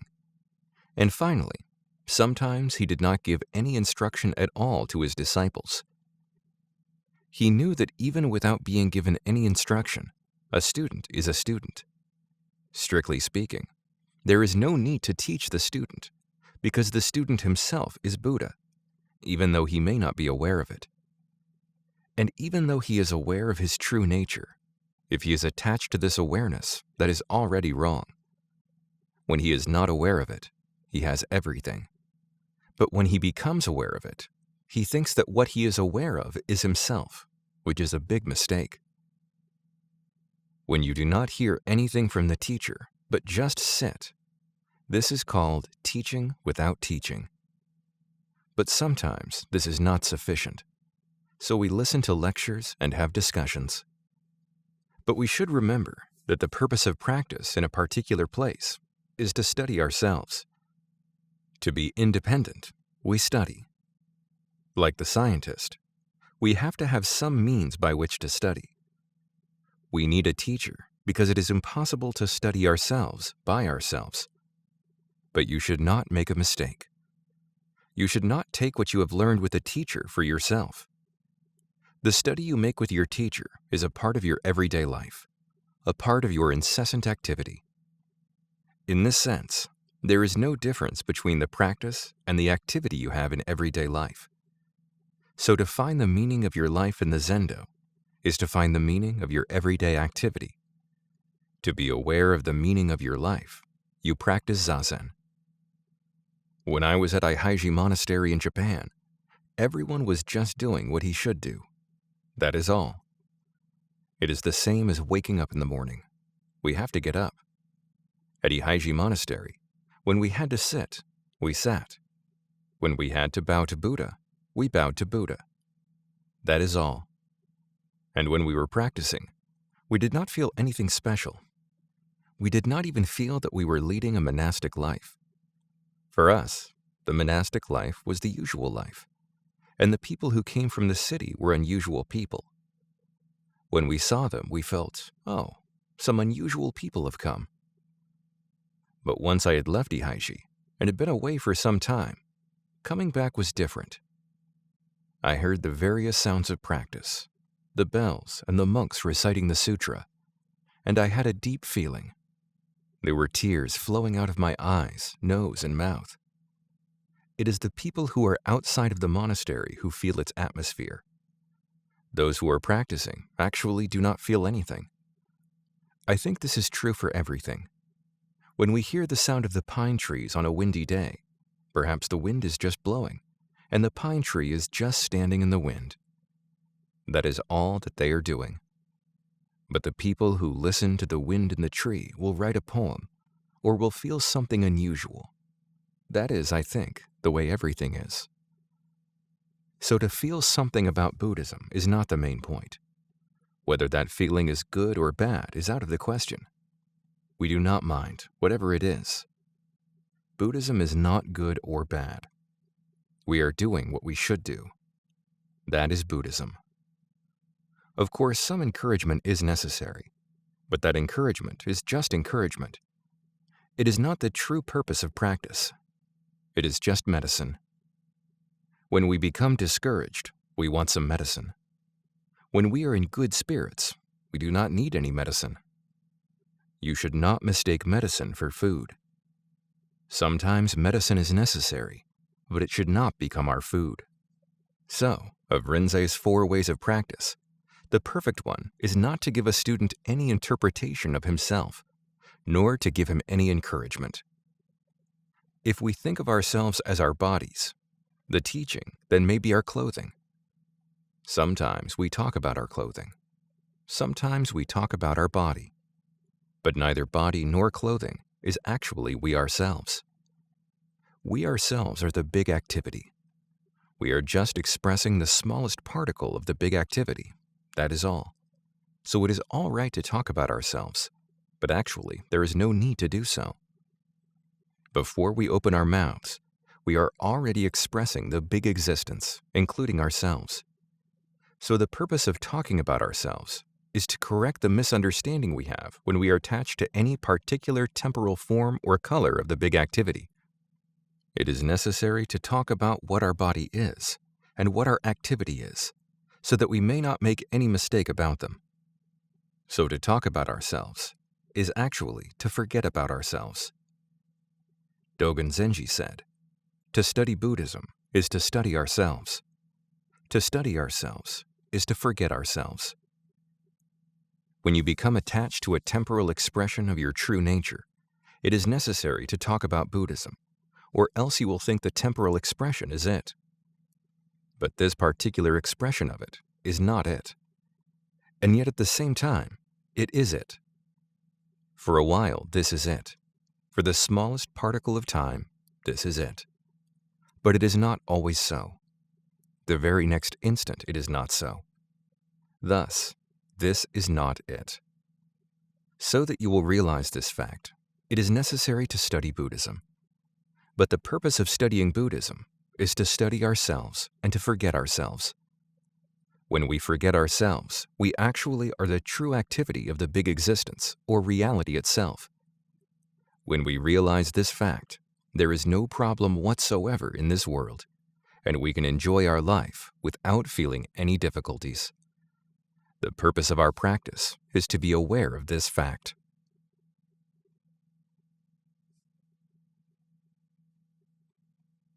To polish a tile. When you become you, Zen becomes Zen. When you are you, you see things as they are, and you become one with your surroundings. Zen stories, or koans, are very difficult to understand before you know what we are doing moment after moment. But if you know exactly what we are doing in each moment, you will not find koans so difficult. There are so many koans. I have often talked to you about a frog, and each time everybody laughs. But a frog is very interesting. He sits like us too, you know. But he does not think that he is doing anything so special. When you go to a zendo and sit, you may think you are doing some special thing. While your husband or wife is sleeping, you are practicing zazen. You are doing some special thing, and your spouse is lazy. That may be your understanding of zazen. But look at the frog. A frog also sits like us, but he has no idea of zazen. Watch him. If something annoys him, he will make a face. If something comes along to eat, he will snap it up and eat, and he eats sitting. Actually, that is our zazen, not any special thing. Here is a kind of frog koan for you. Baso was a famous Zen master called the Horse Master. He was disciple of Nangaku, one of the 6th patriarch's disciples. One day, while he was studying under Nangaku, Baso was sitting, practicing zazen. He was a man of large physical build. When he talked, his tongue reached to his nose. His voice was loud, and his zazen must have been very good.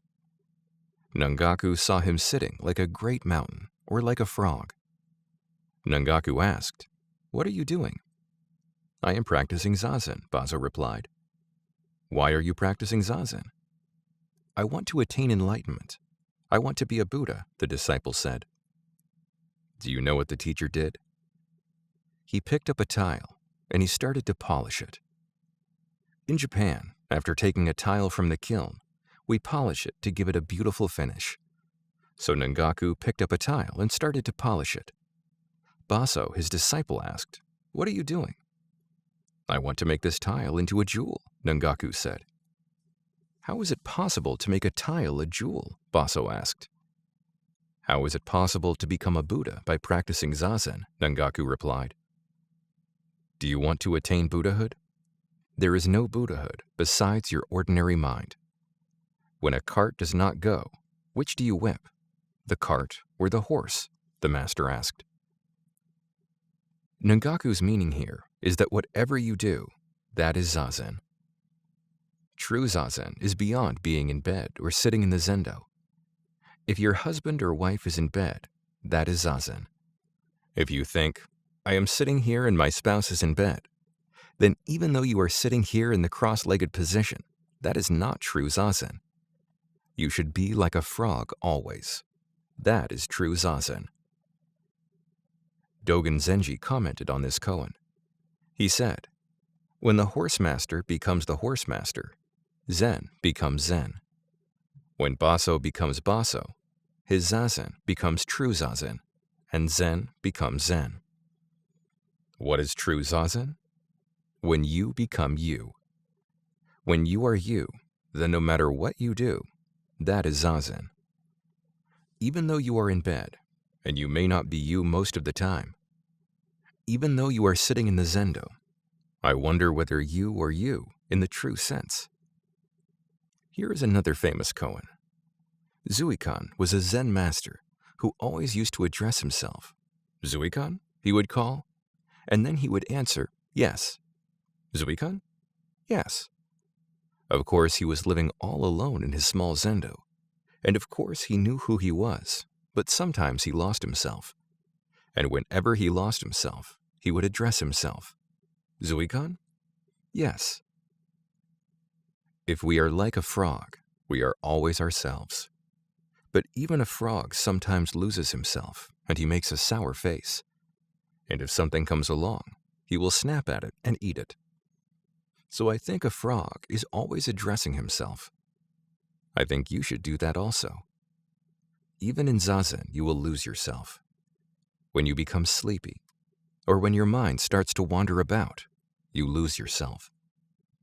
When your leg becomes painful, "Why are my legs so painful?" you lose yourself. Because you lose yourself, your problem will be a problem for you. If you do not lose yourself, then even though you have difficulty, there is actually no problem whatsoever. You just sit in the midst of the problem. When you are a part of the problem, or when the problem is a part of you, there is no problem, because you are the problem itself. The problem is you yourself. If this is so, there is no problem. When your life is always a part of your surroundings, in other words, when you are called back to yourself in the present moment, then there is no problem. When you start to wander about in some delusion, which is something apart from you yourself, then your surroundings are not real anymore, and your mind is not real anymore. If you yourself are deluded, then your surroundings are also a misty, foggy delusion. Once you are in the midst of delusion, there is no end to delusion. You will be involved in deluded ideas, one after another. Most people live in delusion, involved in their problems, trying to solve their problem. But just to live is actually to live in problems. And to solve the problem is to be a part of it, to be one with it. So which do you hit? The cart or the horse? Which do you hit? Yourself or your problems? If you start questioning which you should hit, that means you have already started to wander about. But when you actually hit the horse, the cart will go. In truth, the cart and the horse are not different. When you are you, there is no problem of whether you should hit the cart or the horse. When you are you, Zazen becomes true Zazen.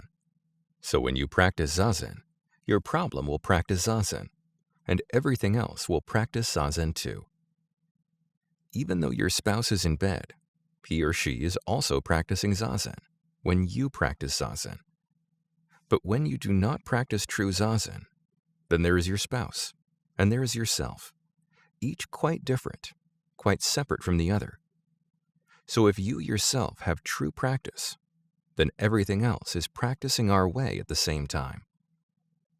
That is why we should always address ourselves, checking up on ourselves like a doctor tapping himself. This is very important. This kind of practice should be continued moment after moment, incessantly. We say, when the night is here, the dawn comes. It means there is no gap between the dawn and the night. Before the summer is over, autumn comes. In this way, we should understand our life.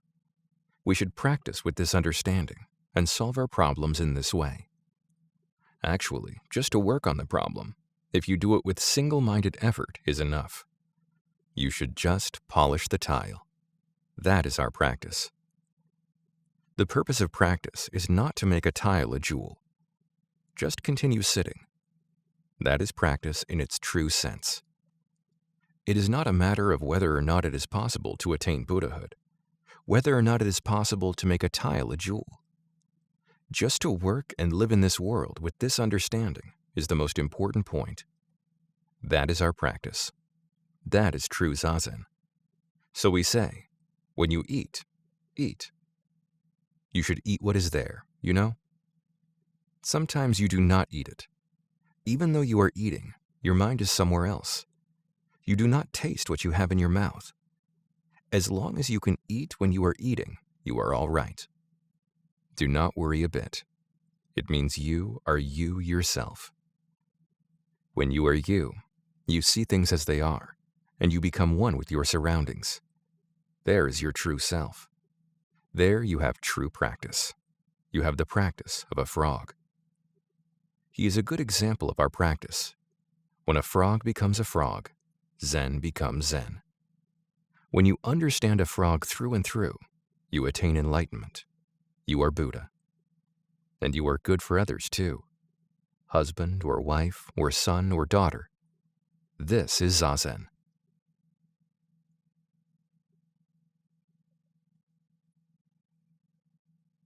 Constancy.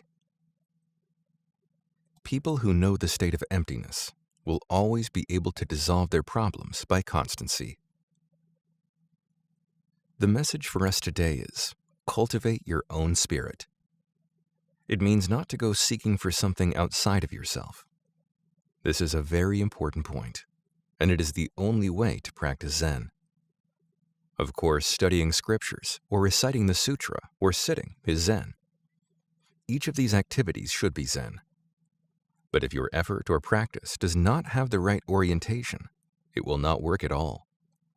Not only will it not work, but it may spoil your pure nature. Then the more you know about Zen, the more you will become spoiled. Your mind will be filled with rubbish. Your mind will be stained. It is quite usual for us to gather pieces of information from various sources, thinking in this way to increase our knowledge. Actually, following this way, we end up not knowing anything at all. Our understanding of Buddhism should not be just gathering many pieces of information, seeking to gain knowledge. Instead of gathering knowledge, you should clear your mind. If your mind is clear, true knowledge is already yours. When you listen to our teaching with a pure, clear mind, you can accept it as if you were hearing something which you already knew. This is called emptiness, or omnipotent self, or knowing everything. When you know everything, you are like a dark sky. Sometimes a flashing will come through the dark sky. After it passes, you forget all about it, and there is nothing left but the dark sky. The sky is never surprised when all of a sudden a thunderbolt breaks through, and when the lightning does flash, a wonderful sight may be seen. When we have emptiness, we are always prepared for watching the flashing. In China, Rosen is famous for its misty scenery. I have not been to China yet, but there must be beautiful mountains there. And to see the white clouds or mist come and go through the mountains must be a very wonderful sight. Although it is wonderful, a Chinese poem says, Rosen is famous for its misty, rainy days, and the great river Sekko for its tide, coming and going. That is all. That is all, but it is splendid. This is how we appreciate things. So you should accept knowledge as if you were hearing something you already knew. But this does not mean to receive various pieces of information merely as an echo of your own opinions. It means that you should not be surprised at whatever you see or hear. If you receive things just as an echo of yourself, you do not really see them. You do not fully accept them as they are. So when we say, Rosen is famous for its misty, rainy days, it does not mean to appreciate this sight by recollecting some scenery we have seen before. It is not so wonderful. I have seen that sight before. Or, I have painted much more beautiful paintings. Rosen is nothing. This is not our way. If you are ready to accept things as they are, you will receive them as old friends, even though you appreciate them with new feeling. And we should not hoard knowledge. We should be free from our knowledge.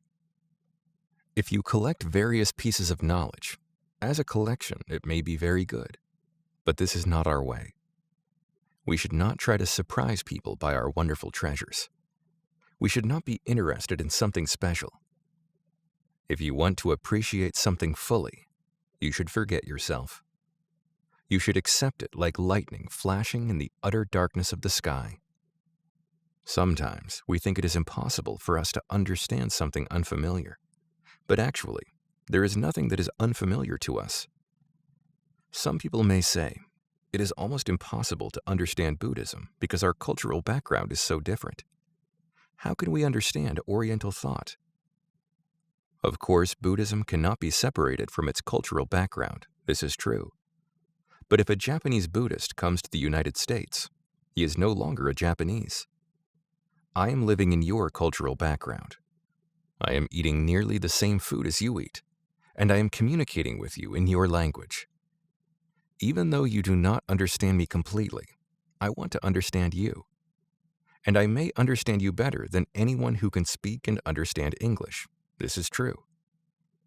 Even if I could not understand English at all, I think I could communicate with people.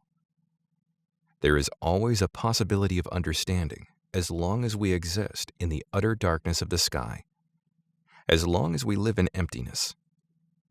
I have always said that you must be very patient if you want to understand Buddhism, but I have been seeking for a better word than patience. The usual translation of the Japanese word nin is patience, but perhaps constancy is a better word. You must force yourself to be patient, but in constancy, there is no particular effort involved. There is only the unchanging ability to accept things as they are. For people who have no idea of emptiness, this ability may appear to be patience, but patience can actually be non-acceptance. People who know, even if only intuitively, the state of emptiness, always have open the possibility of accepting things as they are. They can appreciate everything. In everything they do, even though it may be very difficult, they will always be able to dissolve their problems by constancy. Nin is the way we cultivate our own spirit. Nin is our way of continuous practice. We should always live in the dark, empty sky. The sky is always the sky. Even though clouds and lightning come, the sky is not disturbed. Even if the flashing of enlightenment comes, our practice forgets all about it. Then it is ready for another enlightenment. It is necessary for us to have enlightenments one after another, if possible, moment after moment. This is what is called enlightenment, before you attain it and after you attain it.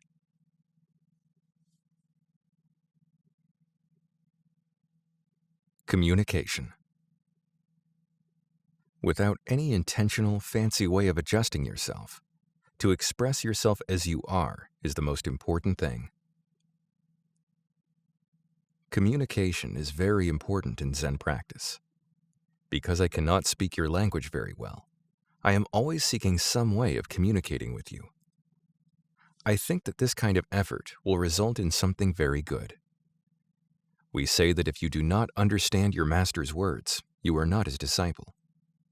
To understand your master's words or your master's language is to understand your master himself. And when you understand him, you find his language is not just ordinary language, but language in its wider sense. Through your master's language, you understand more than what his words actually say. When we say something, our subjective intention or situation is always involved. So there is no perfect word. Some distortion is always present in a statement.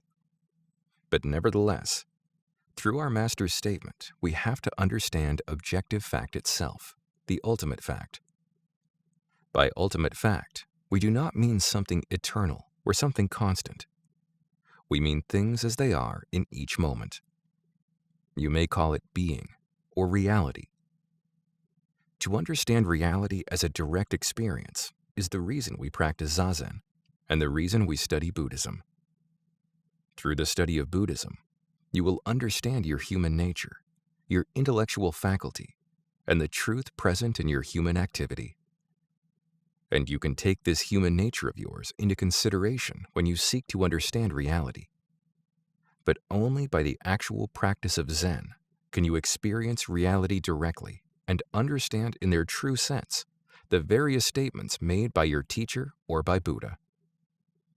In a strict sense, it is not possible to speak about reality. Nevertheless, if you are a Zen student, you have to understand it directly through your master's words. Your master's direct statement may not be only in words. His behavior is likewise his way of expressing himself. In Zen, we put emphasis on demeanor or behavior.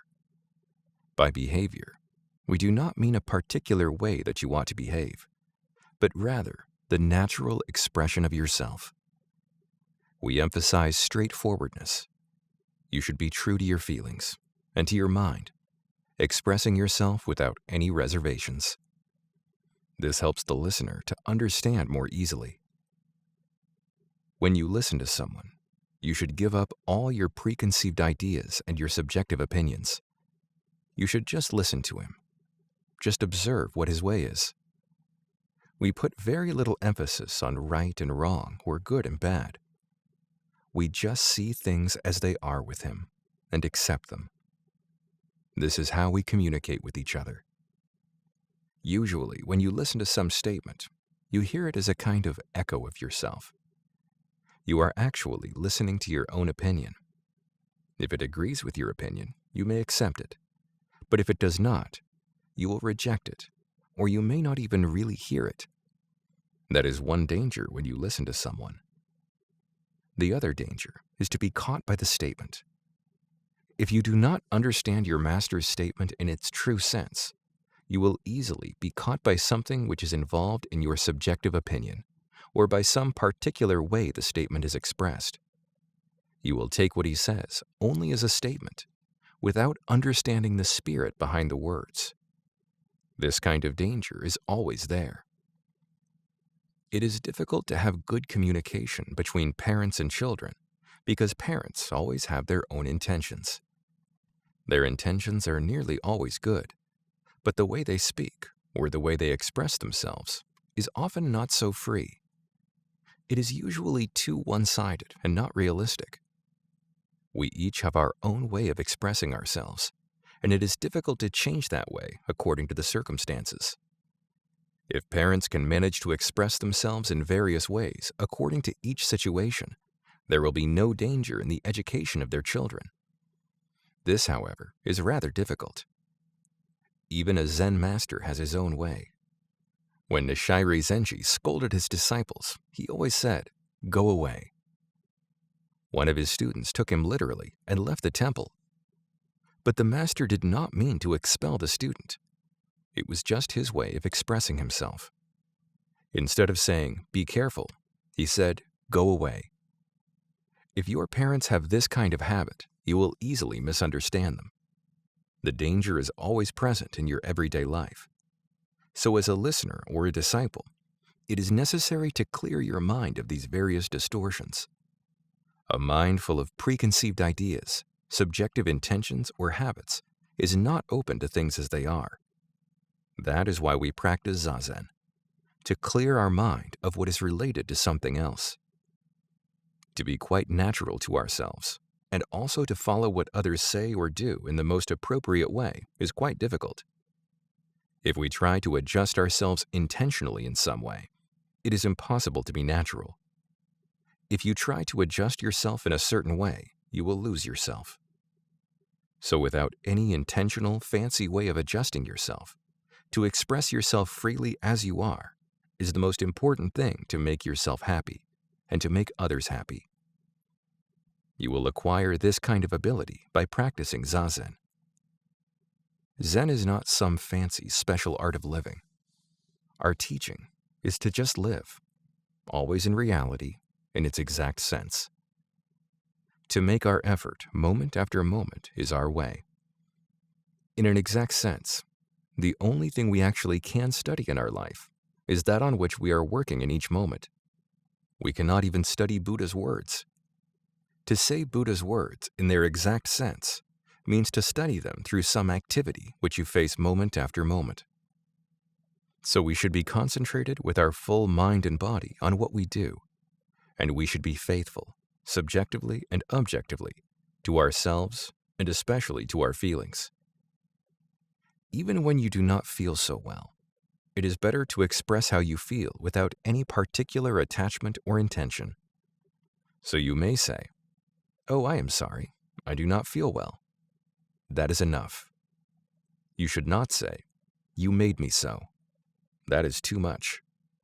You may say, "Oh, I am sorry, I am so angry with you." There is no need to say that you are not angry when you are angry. You should just say, "I am angry." That is enough. True communication depends upon our being straightforward with one another. Zen masters are very straightforward. If you do not understand the reality directly through your master's words, he may use his staff on you. "What is it?" he may say. Our way is very direct. But this is not actually Zen, you know. It is not our traditional way. But when we want to express it, we find it easier sometimes to express it in this way. The best way to communicate may be just to sit without saying anything. Then you will have the full meaning of Zen. If I use my staff on you until I lose myself or until you die, still it will not be enough. The best way is just to sit.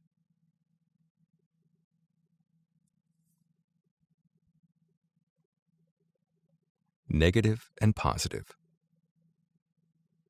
Big mind is something to express, not something to figure out. Big mind is something you have, not something to seek for. The more you understand our thinking, the more you find it difficult to talk about it.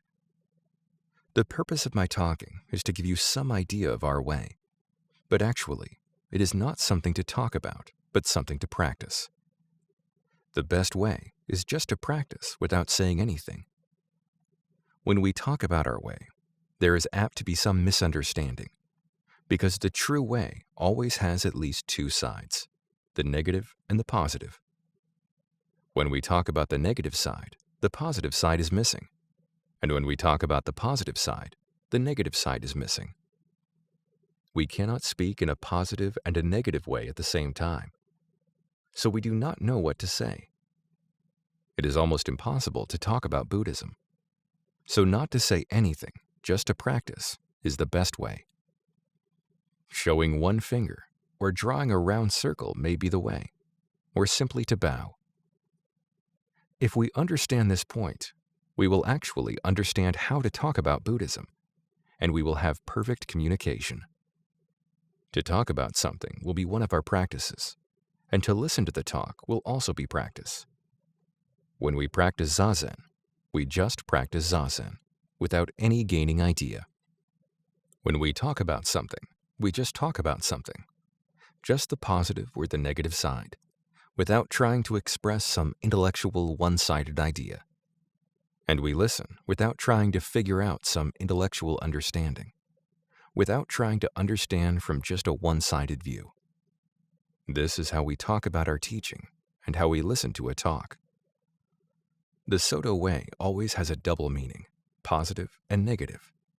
Our way is both Hinayanistic and Mahayanistic. I always say our practice is very Hinayanistic. Actually, we have Hinayana practice with Mahayana spirit, rigid formal practice with informal mind. Although our practice looks very formal, our minds are not formal. Although we practice Zazen every morning in the same way, that is no reason to call this formal practice. It is your discrimination which makes it formal or informal. Inside the practice itself, there is no formal or informal. If you have Mahayana mind, something which people call formal may be informal. So we say that observing the precepts in a Hinayana way is violating the precepts in a Mahayana way. If you observe our precepts in just a formal way, you lose your Mahayana spirit. Before you understand this point, you always have a problem. Whether you should observe our way literally, or whether you should not concern yourself about the formality which we have. But if you understand our way completely, there is no such problem, because whatever you do is practice. As long as you have Mahayana mind, there is no Mahayana or Hinayana practice. Even though it seems as if you are violating the precepts, you are actually observing them in their true sense. The point is whether you have big mind or small mind. In short, when you do everything without thinking about whether it is good or bad, and when you do something with your whole mind and body, then that is our way. Dogen Zenji said, "When you say something to someone, he may not accept it, but do not try to make him understand it intellectually. Do not argue with him. Just listen to his objections until he himself finds something wrong with them." This is very interesting. Try not to force your idea on someone, but rather think about it with him. If you feel you have won the discussion, that is also the wrong attitude. Try not to win in the argument, just listen to it. But it is also wrong to behave as if you had lost. Usually when we say something, we are apt to try to sell our teaching or force our idea. But between Zen students, there is no special purpose in speaking or in listening. Sometimes we listen, sometimes we talk. That is all. It is like a greeting. Good morning. Through this kind of communication, we can develop our way. Not to say anything may be very good, but there is no reason why we should always be silent. Whatever you do, even including not doing, that is our practice. That is an expression of big mind. So big mind is something to express, but it is not something to figure out. Big mind is something you have, not something to seek for. Big mind is something to talk about, or to express by our activity, or something to enjoy. If we do this in our way of observing precepts, there is no Hinayana way or Mahayana way. Only because you seek to gain something through rigid formal practice does it become a problem for you. But if we appreciate whatever problem we have as an expression of big mind, it is not a problem anymore. Sometimes our problem is that big mind is very complicated. Sometimes big mind is too simple to figure out. That is also big mind. But because you try to figure out what it is, because you want to simplify the complicated big mind, it becomes a problem for you. So whether you have a problem in your life or not depends upon your own attitude, your own understanding. Because of the double or paradoxical nature of truth, there should be no problem of understanding if you have big Mahayana mind. This kind of mind will be obtained by true Zazen.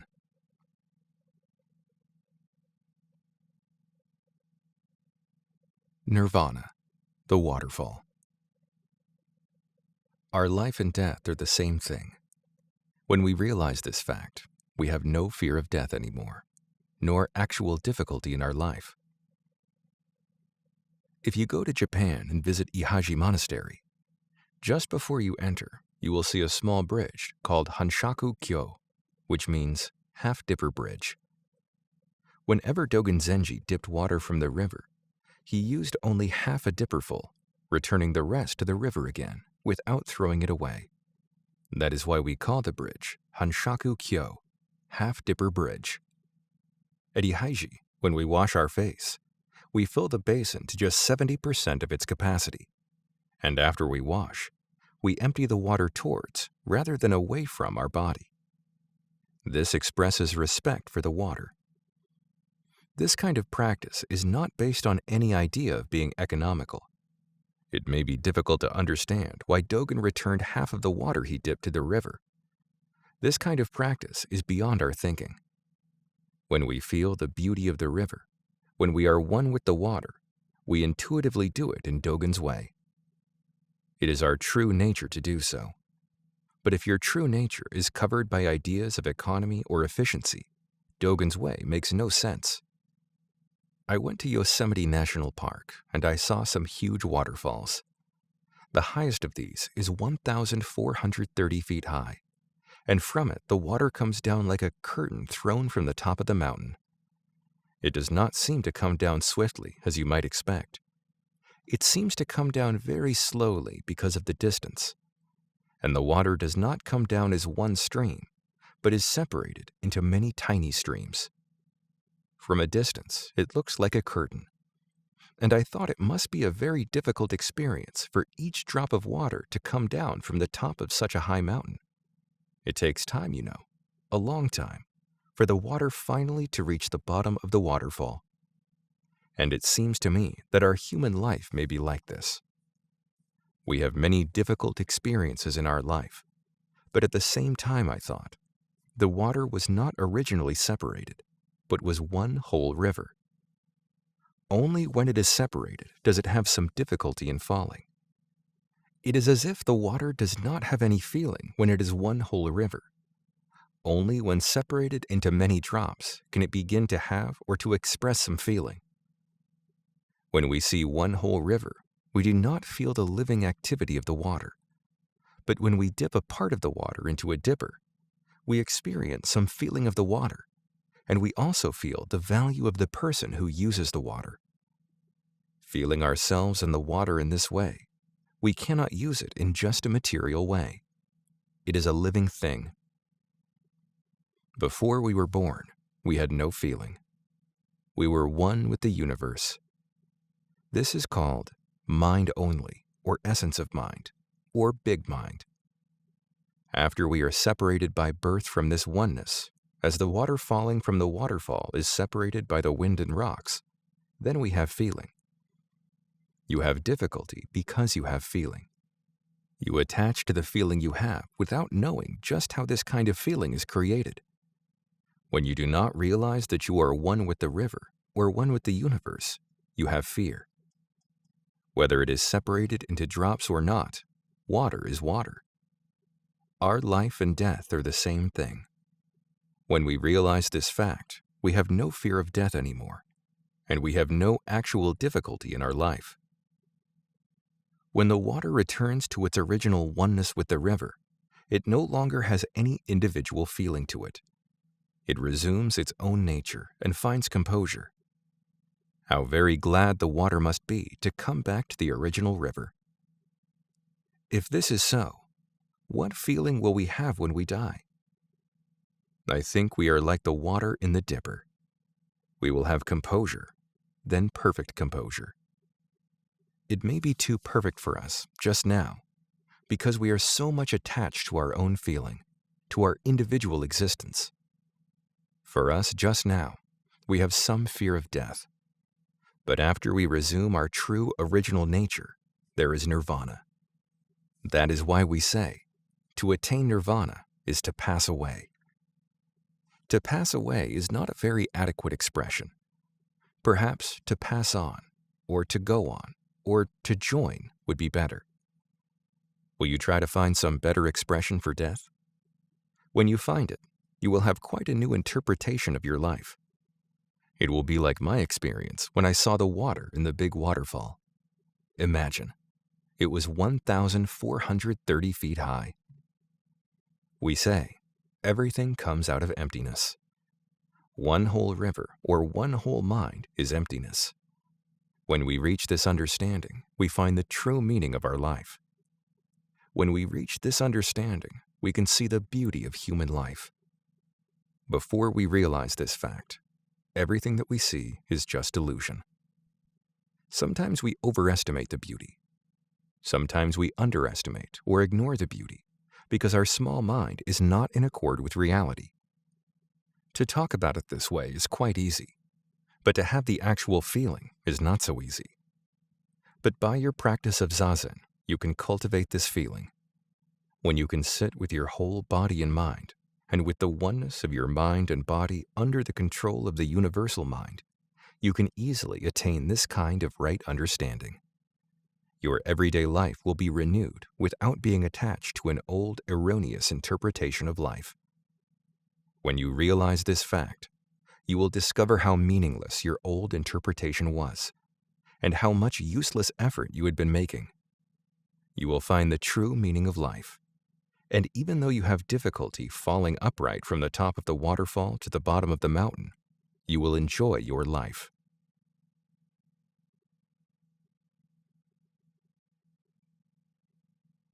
Part 3. Right Understanding. Our understanding of Buddhism is not just an intellectual understanding. True understanding is actual practice itself.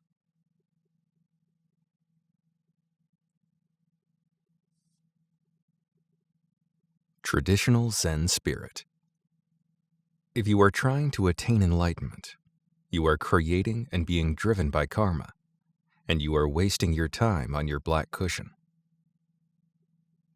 The most important thing in our practice are our physical posture and our way of breathing. We are not so concerned about a deep understanding of Buddhism. As a philosophy, Buddhism is a very deep, wide, and firm system of thought. But Zen is not concerned about philosophical understanding. We emphasize practice. We should understand why our physical posture and breathing exercise are so important. Instead of having a deep understanding of the teaching, we need a strong confidence in our teaching, which says that originally we have Buddha nature. Our practice is based on this faith. Before Bodhidharma went to China, almost all the well-known stock words of Zen were in use. For example, there was the term sudden enlightenment. Sudden enlightenment is not an adequate translation, but tentatively I will use the expression. Enlightenment comes all of a sudden to us. This is true enlightenment. Before Bodhidharma, people thought that after a long preparation, sudden enlightenment would come. Thus, Zen practice was a kind of training to gain enlightenment. Actually, many people today are practicing Zazen with this idea. But this is not the traditional understanding of Zen. The understanding passed down from Buddha to our time is that when you start Zazen, there is enlightenment even without any preparation. Whether you practice Zazen or not, you have Buddha nature. Because you have it, there is enlightenment in your practice. The points we emphasize are not the stage we attain, but the strong confidence we have in our original nature and the sincerity of our practice. We should practice Zen with the same sincerity as Buddha. If originally we have Buddha nature, the reason we practice Zazen is that we must behave like Buddha. To transmit our way is to transmit our spirit from Buddha. So we have to harmonize our spirit, our physical posture, and our activity with the traditional way. You may attain some particular stage, of course, but the spirit of your practice should not be based on an egoistic idea. According to the traditional Buddhist understanding, our human nature is without ego. When we have no idea of ego, we have Buddha's view of life. Our egoistic ideas are delusion, covering our Buddha nature. We are always creating and following them. And in repeating this process over and over again, our life becomes completely occupied by ego-centered ideas. This is called karmic life, or karma. The Buddhist life should not be karmic life. The purpose of our practice is to cut off the karmic spinning mind. If you are trying to attain enlightenment, that is a part of karma. You are creating and being driven by karma, and you are wasting your time on your black cushion. According to Bodhidharma's understanding, practice based on any gaining idea is just a repetition of your karma. Forgetting this point, many later Zen masters has emphasized some stage to be attained by practice. More important than any stage which you will attain is your sincerity, your right effort. Right effort must be based on a true understanding of our traditional practice. When you understand this point, you will understand how important it is to keep your posture right. When you do not understand this point, the posture and the way of breathing are just a means to attain enlightenment. If this is your attitude, it would be much better to take some drugs instead of sitting in the cross-legged position. If our practice is only a means to attain enlightenment, there is actually no way to attain it. We lose the meaning of the way to the goal. But when we believe in our way firmly, we have already attained enlightenment. When you believe in your way, enlightenment is there. But when you cannot believe in the meaning of your practice, which you are doing in this moment, you cannot do anything. You are just wandering around the goal with your monkey mind. You are always looking for something, without knowing what you are doing. If you want to see something, you should open your eyes. When you do not understand Bodhidharma Zen, you are trying to look at something with your eyes closed. We do not slight the idea of attaining enlightenment, but the most important thing is this moment, not some day in the future. We have to make our effort in this moment. This is the most important thing for our practice. Before Bodhidharma, the study of Buddhist teaching resulted in a deep and lofty philosophy of Buddhism, and people tried to attain its high ideals. This is a mistake. Bodhidharma discovered that it was a mistake to create some lofty or deep idea and then try to attain it by the practice of zazen. If that is our zazen, it is nothing different from our usual activity or monkey mind. It looks like a very good, a very lofty and holy activity, but actually there is no difference between it and our monkey mind. That is the point that Bodhidharma emphasized. Before Buddha attained enlightenment, he made all possible efforts for us, and at last, he attained a thorough understanding of the various ways. You may think Buddha attained some stage where he was free from karmic life, but it is not so. Many stories were told by Buddha about his experiences after he attained enlightenment. He was not at all different from us. When his country was at war with a powerful neighbor, he told his disciples of his own karma, of how he suffered when he saw that his country was going to be conquered by the neighboring king. If he had been someone who had attained an enlightenment in which there was no karma, there would have been no reason for him to suffer so. And even after he attained enlightenment, he continued the same effort we are making. But his view of life was not shaky. His view of life was stable, and he watched everyone's life, including his own. He watched himself, and he watched others with the same eyes that he watched stones or plants or anything else. He had a very scientific understanding. That was his way of life after he attained enlightenment. When we have the traditional spirit to follow the truth as it goes, and practice our way without any egoistic idea, then we will attain enlightenment in its true sense. And when we understand this point, we will make our best effort in each moment. That is true understanding of Buddhism. So our understanding of Buddhism is not just an intellectual understanding. Our understanding at the same time is its own expression, is the practice itself. Not by reading or contemplation of philosophy, but only through practice, actual practice, can we understand what Buddhism is. Constantly, we should practice zazen, with strong confidence in our true nature, breaking the chain of karmic activity and finding our place in the world of actual practice.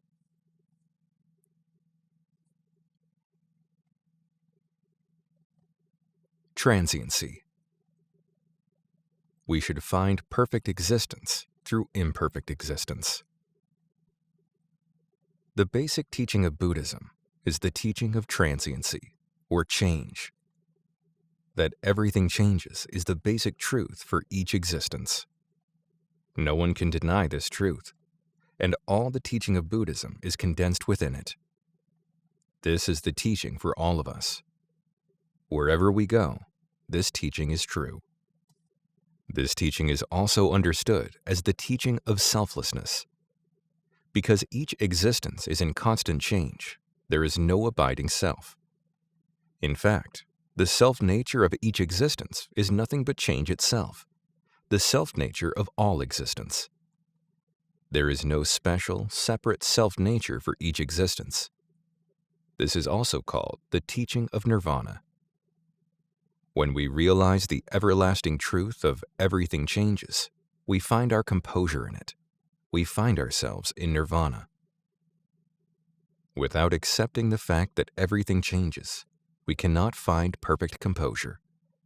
But unfortunately, although it is true, it is difficult for us to accept it. Because we cannot accept the truth of transiency, we suffer. So the cause of suffering is our non-acceptance of this truth. The teaching of the cause of suffering and the teaching that everything changes are two sides of one coin. But subjectively, transiency is the cause of our suffering. Objectively, this teaching is simply the basic truth that everything changes. Dogen Zenji said, "Teaching which does not sound as if it is forcing something on you is not true teaching." The teaching itself is true, and in itself does not force anything upon us. But because of our human tendency, we receive the teaching as if something was being forced on us. But whether we feel good or bad about it, this truth exists. If nothing exists, this truth does not exist. Buddhism exists because of each particular existence. We should find perfect existence through imperfect existence. We should find perfection in imperfection. For us, complete perfection is not different from imperfection. The eternal exists because of non-eternal existence. In Buddhism, it is a heretical view to expect something outside this world. We do not seek for something besides ourselves. We should find the truth in this world, through our difficulties, through our suffering. This is the basic teaching of Buddhism. Pleasure is not different from difficulty. Good is not different from bad. Bad is good. Good is bad. They are two sides of one coin. So enlightenment should be in practice. That is the right understanding of practice and the right understanding of our life.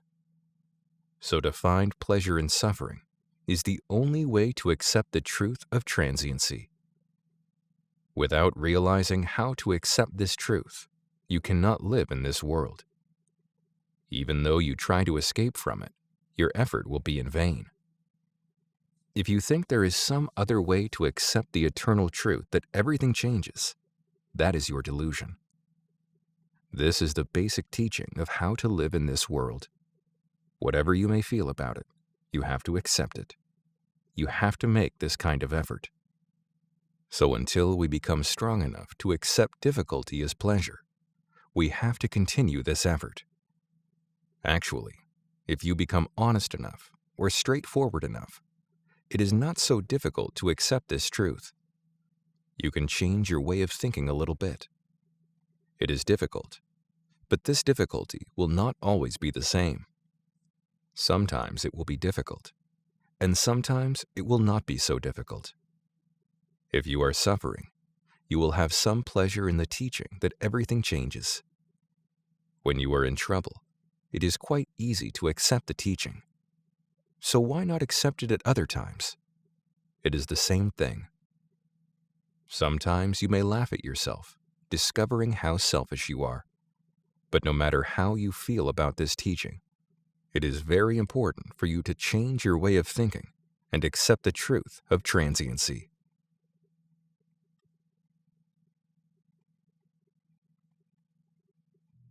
The quality of being.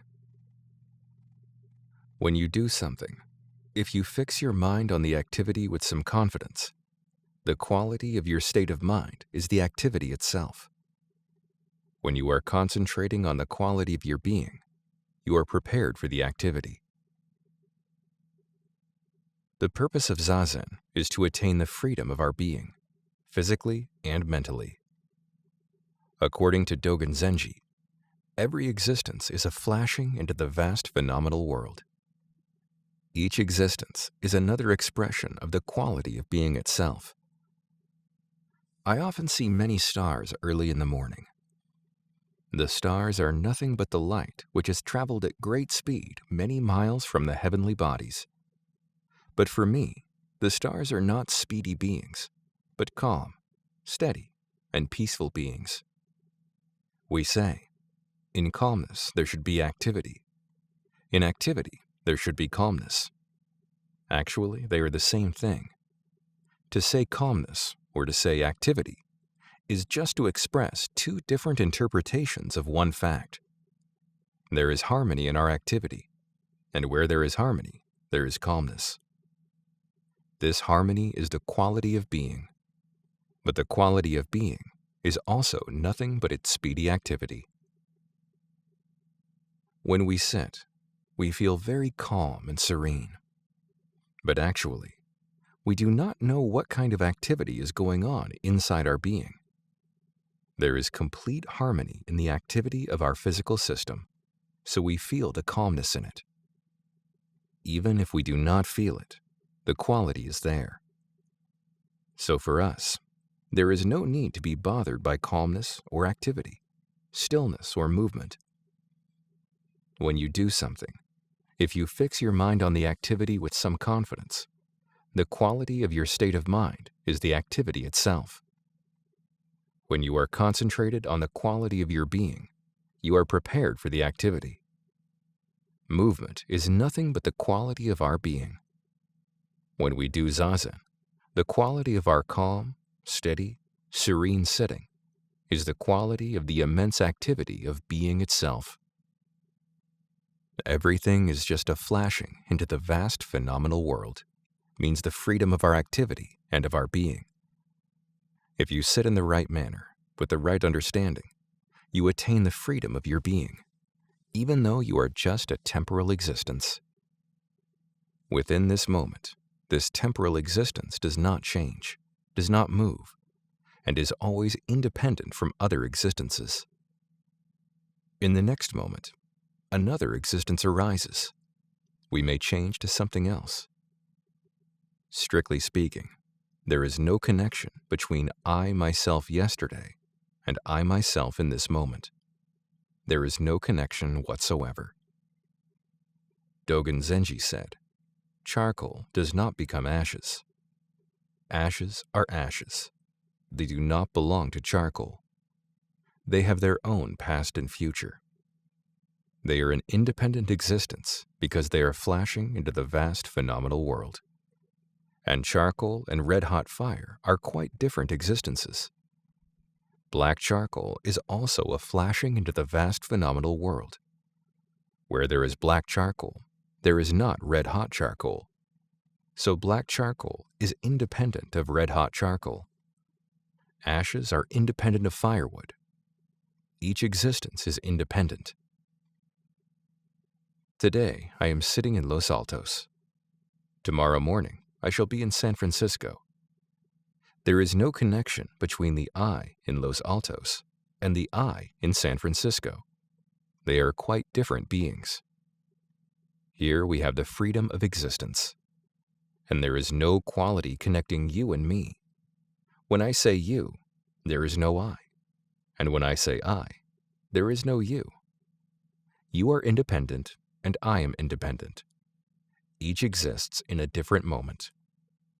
But this does not mean we are quite different beings. We are actually one and the same being.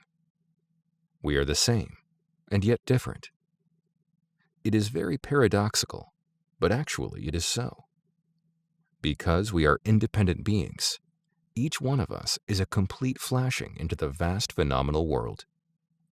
When I am sitting, there is no other person. But this does not mean I ignore you. I am completely one with every existence in the phenomenal world. When I sit, you sit. everything sits with me. That is our Zazen.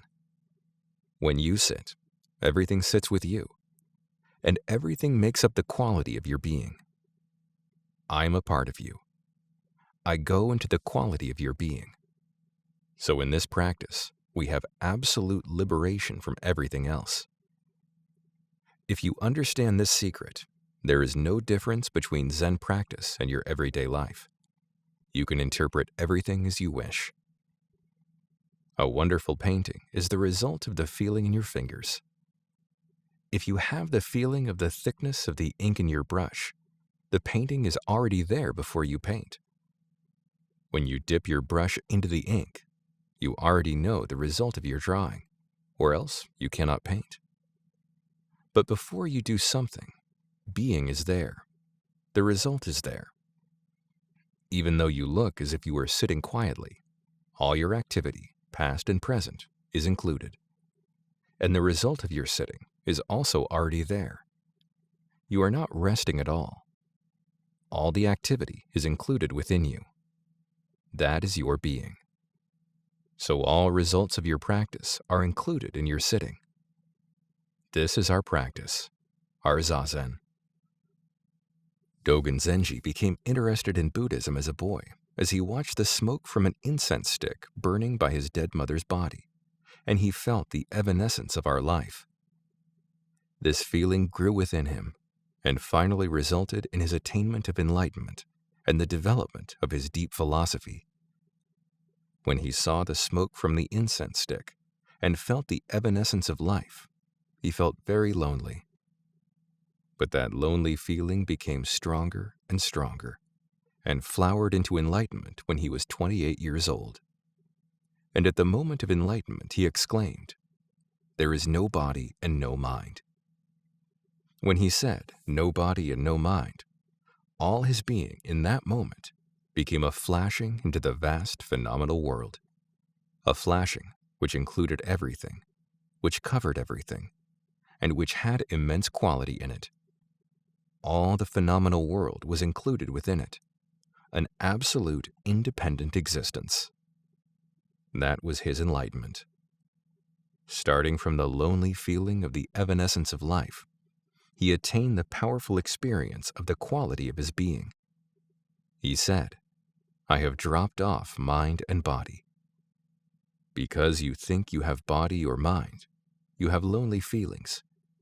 But when you realize that everything is just a flashing into the vast universe, you become very strong, and your existence becomes very meaningful. This was Dogen's enlightenment, and this is our practice.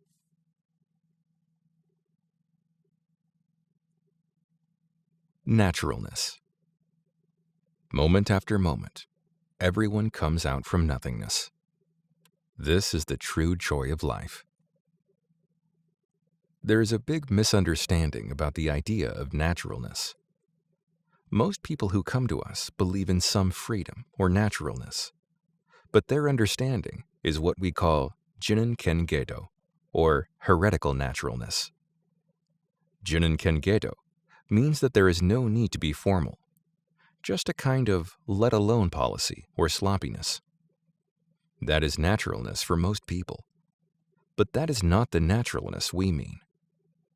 It is rather difficult to explain, but naturalness is, I think, some feeling of being independent from everything, or some activity which is based on nothingness. Something which comes out of nothingness is naturalness, like a seed or plant coming out of the ground. The seed has no idea of being some particular plant, but it has its own form and is in perfect harmony with the ground, with its surroundings. As it grows, in the course of time, it expresses its nature. Nothing exists without form and color. Whatever it is, it has some form and color, and that form and color are in perfect harmony with other beings, and there is no trouble. That is what we mean by naturalness. For a plant or stone to be natural is no problem, but for us there is some problem, indeed a big problem. To be natural is something which we must work on. When what you do just comes out from nothingness, you have quite a new feeling. For instance, when you are hungry, to take some food is naturalness. You feel natural. But when you are expecting too much, to have some food is not natural. You have no new feeling. You have no appreciation for it. The true practice of Zazen is to sit as if drinking water when you are thirsty. There you have naturalness. It is quite natural for you to take a nap when you are very sleepy. But to take a nap just because you are lazy, as if it were the privilege of a human being to take a nap, is not naturalness. You think, my friends, all of them are napping. Why shouldn't I? When everyone else is not working, why should I work so hard? When they have a lot of money, why don't I? This is not naturalness. Your mind is not entangled with some other idea, someone else's idea, and you are not independent, not yourself, and not natural. Even if you sit in the cross-legged position, if your Zazen is not natural, it is not true practice. You do not have to force yourself to drink water when you are thirsty. You are glad to drink water. If you have true joy in your Zazen, that is true Zazen. But even though you have to force yourself to practice Zazen, if you feel something good in your practice, that is Zazen. Actually, it is not a matter of forcing something on you or not. Even though you have some difficulty, when you want to have it, that is naturalness. This naturalness is very difficult to explain. But if you can just sit and experience the actuality of nothingness in your practice, there is no need to explain. If it comes out of nothingness, whatever you do is natural, and that is true activity. You have the true joy of practice, the true joy of life in it. Everyone comes out from nothingness, moment after moment. Moment after moment, we have true joy of life. So when we say, Shinku Myo-yu, from true emptiness, the wondrous being appears. Shin is true. Ku is emptiness. Myo is wondrous. Yu is being. From true emptiness, wondrous being. Without nothingness, there is no naturalness, no true being. True being comes out of nothingness, moment after moment. Nothingness is always there, and from it everything appears. But usually, forgetting all about nothingness, you behave as if you have something. What you do is based on some possessive idea or some concrete idea, and that is not natural. For instance, when you listen to a lecture, you should not have any idea of yourself. You should not have your own idea when you listen to someone. Forget what you have in your mind and just listen to what he says. To have nothing in your mind is naturalness. Then you will understand what he says.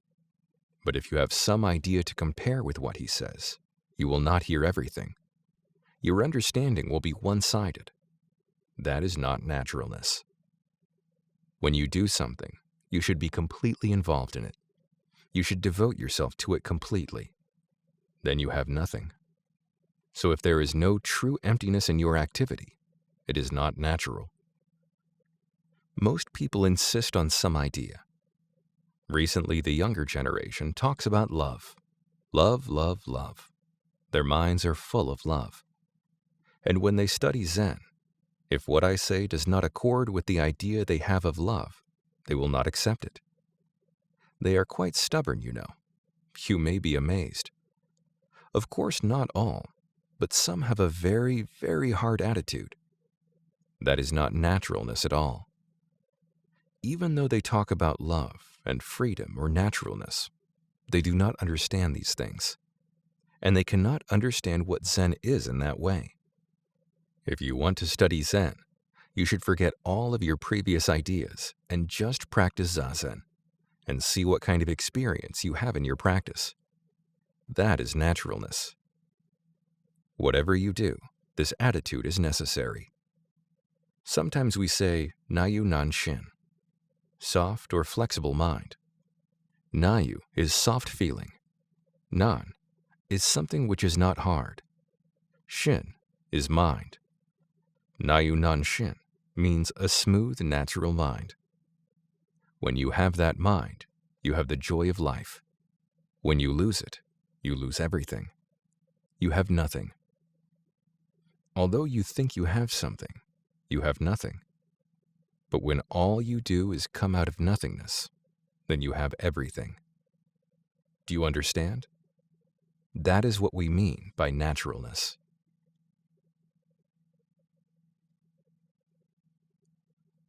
Emptiness. When you study Buddhism, you should have a general house cleaning of your mind. If you want to understand Buddhism, it is necessary for you to forget about all your preconceived ideas. To begin with, you must give up the idea of substantiality or existence. The usual view of life is firmly rooted in the idea of existence. For most people, everything exists. They think whatever they see and whatever they hear exists.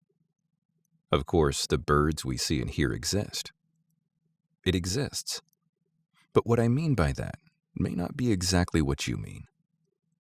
The Buddhist understanding of life includes both existence and non-existence. The bird both exists and does not exist at the same time. We say that a view of life based on existence alone is heretical. If you take things too seriously, as if they existed substantially and permanently, you are called a heretic. Most people may be heretics. We say true existence comes from emptiness and goes back again into emptiness. What appears from emptiness is true existence. We have to go through the gate of emptiness. This idea of existence is very difficult to explain. Many people these days have begun to feel, at least intellectually, the emptiness of the modern world, or the self-contradiction of their culture. In the past, for instance, the Japanese people had a firm confidence in the permanent existence of their culture and their traditional way of life. But since they lost the war, they have become very skeptical. Some people think this skeptical attitude is awful, but actually, it is better than the old attitude. As long as we have some definite idea or some hope in the future, we cannot really be serious with the moment that exists right now. You may say, I can do it tomorrow or next year, believing that something that exists today will exist tomorrow. Even though you are not trying so hard, you expect that some promising thing will come, as long as you follow a certain way. But there is no certain way that exists permanently. There is no way set up for us. Moment after moment, we have to find our own way. Some idea of perfection, or some perfect way which is set up by someone else, is not the true way for us. Each one of us must make his own true way. And when we do, that way will express the universal way. This is the mystery. When you understand one thing through and through, you understand everything. When you try to understand everything, you will not understand anything. The best way is to understand yourself, and then you will understand everything. So when you try hard to make your own way, you will help others, and you will be helped by others. Before you make your own way, you cannot help anyone, and no one can help you. To be independent in this true sense, we have to forget everything which we have in our mind and discover something quite new and different, moment after moment. This is how we live in this world. So we say true understanding will come out of emptiness. When you study Buddhism, you should have a general house cleaning of your mind. You must take everything out of your room and clean it thoroughly. If it is necessary, you may bring everything back in again. You may want many things, so one by one, you can bring them back. But if they are not necessary, there is no need to keep them. We see the flying bird. Sometimes we see the trace of it. Actually, we cannot see the trace of a flying bird, but sometimes we feel as if we could. This is also good. If it is necessary, you should bring back in the things you took from your room. But before you put something in your room, it is necessary for you to take out something. If you do not, your room will become crowded with old, useless junk. We say, step by step, I stop the sound of the murmuring brook. When you walk along the brook, you will hear the water running. The sound is continuous, but you must be able to stop it if you want to stop it. This is freedom. This is renunciation. One after another, you will have various thoughts in your mind. But if you want to stop your thinking, you can. So when you are able to stop the sound of the murmuring brook, you will appreciate the feeling of your work. But as long as you have some fixed idea, or are caught by some habitual way of doing things, you cannot appreciate things in their true sense. If you seek for freedom, you cannot find it. Absolute freedom itself is necessary before you can acquire absolute freedom. That is our practice. Our way is not always to go in one direction. Sometimes we go east. Sometimes we go west. To go 1 mile to the west means to go back 1 mile to the east. Usually, if you go 1 mile to the east, it is the opposite of going 1 mile to the west. But if it is possible to go 1 mile to the east, that means it is possible to go 1 mile to the west. This is freedom. Without this freedom, you cannot be concentrated on what you do. You may think you are concentrated on something, but before you obtain this freedom, you will have some uneasiness in what you are doing. Because you are bound by some idea of going east or west, your activity is in dichotomy or duality. As long as you are caught by duality, you cannot obtain absolute freedom, and you cannot concentrate. Concentration is not to try hard to watch something. In Zazen, if you try to look at one spot, you will be tired in about 5 minutes. This is not concentration. Concentration means freedom. So your effort should be directed at nothing. You should be concentrated on nothing. In Zazen practice, we say your mind should be concentrated on your breathing. But the way to keep your mind on your breathing is to forget all about yourself and just to sit and feel your breathing. If you are concentrated on your breathing, you will forget yourself. And if you forget yourself, you will be concentrated on your breathing. I do not know which is first. So actually, there is no need to try too hard to be concentrated on your breathing. Just do as much as you can. If you continue this practice, eventually you will experience the true existence which comes from emptiness.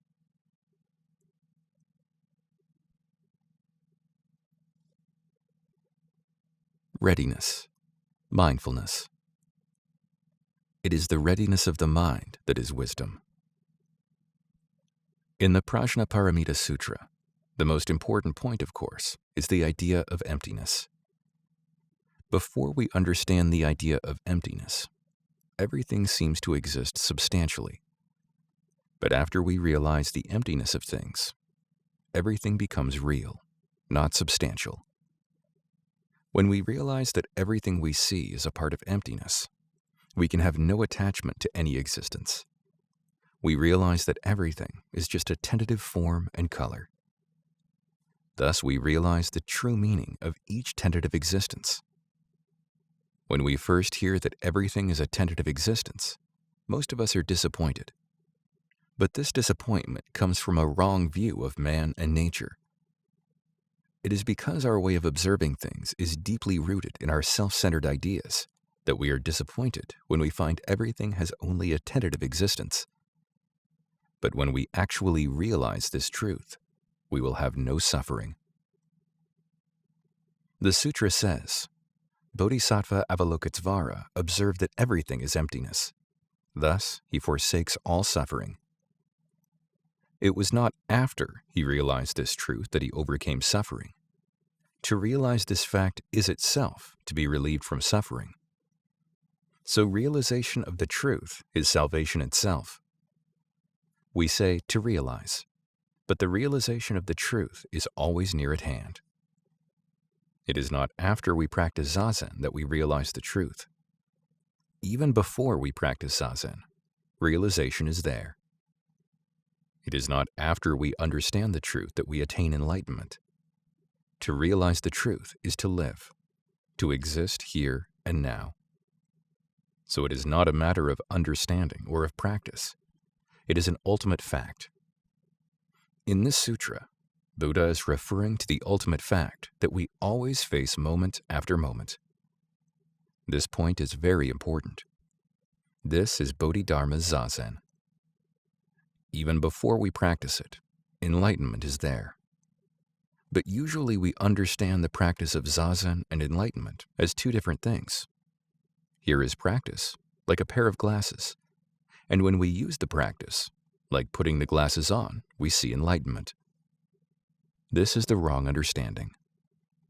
The glasses themselves are enlightenment, and to put them on is also enlightenment. So whatever you do, or even though you do not do anything, enlightenment is there, always. This is Bodhidharma's understanding of enlightenment. You cannot practice true Zazen because you practice it. If you do not, then there is enlightenment, and there is true practice. When you do it, you create some concrete idea of you or I, and you create some particular idea of practice or Zazen. So here you are on the right side, and here is Zazen on the left. So Zazen and you become two different things. If the combination of practice and you is Zazen, it is the Zazen of a frog. For a frog, his sitting position is Zazen. When a frog is hopping, that is not Zazen. This kind of misunderstanding will vanish if you really understand emptiness means everything is always here. One whole being is not an accumulation of everything. It is impossible to divide one whole existence into parts. It is always here and always working. This is enlightenment. So there actually is no particular practice.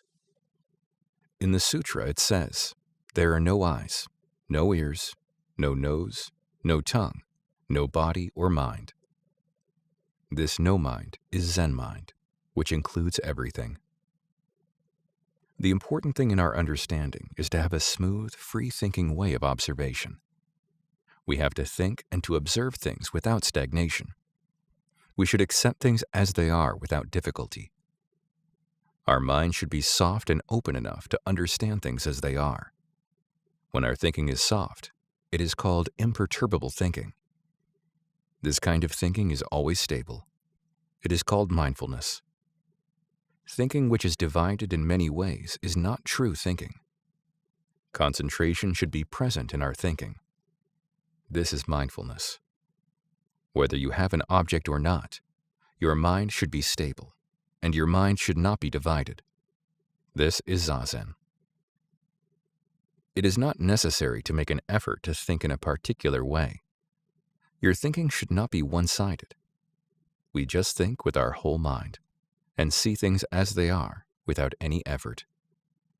Just to see, and to be ready to see things with our whole mind is Zazen practice. If we are prepared for thinking, there is no need to make an effort to think. This is called mindfulness. Mindfulness is, at the same time, wisdom. By wisdom, we do not mean some particular faculty or philosophy. It is the readiness of the mind that is wisdom. So wisdom could be various philosophies and teachings, and various kinds of research and studies. But we should not become attached to some particular wisdom, such as that which was taught by Buddha. Wisdom is not something to learn. Wisdom is something which will come out of your mindfulness. So the point is to be ready for observing things and to be ready for thinking. This is called emptiness of your mind. Emptiness is nothing but the practice of Zazen.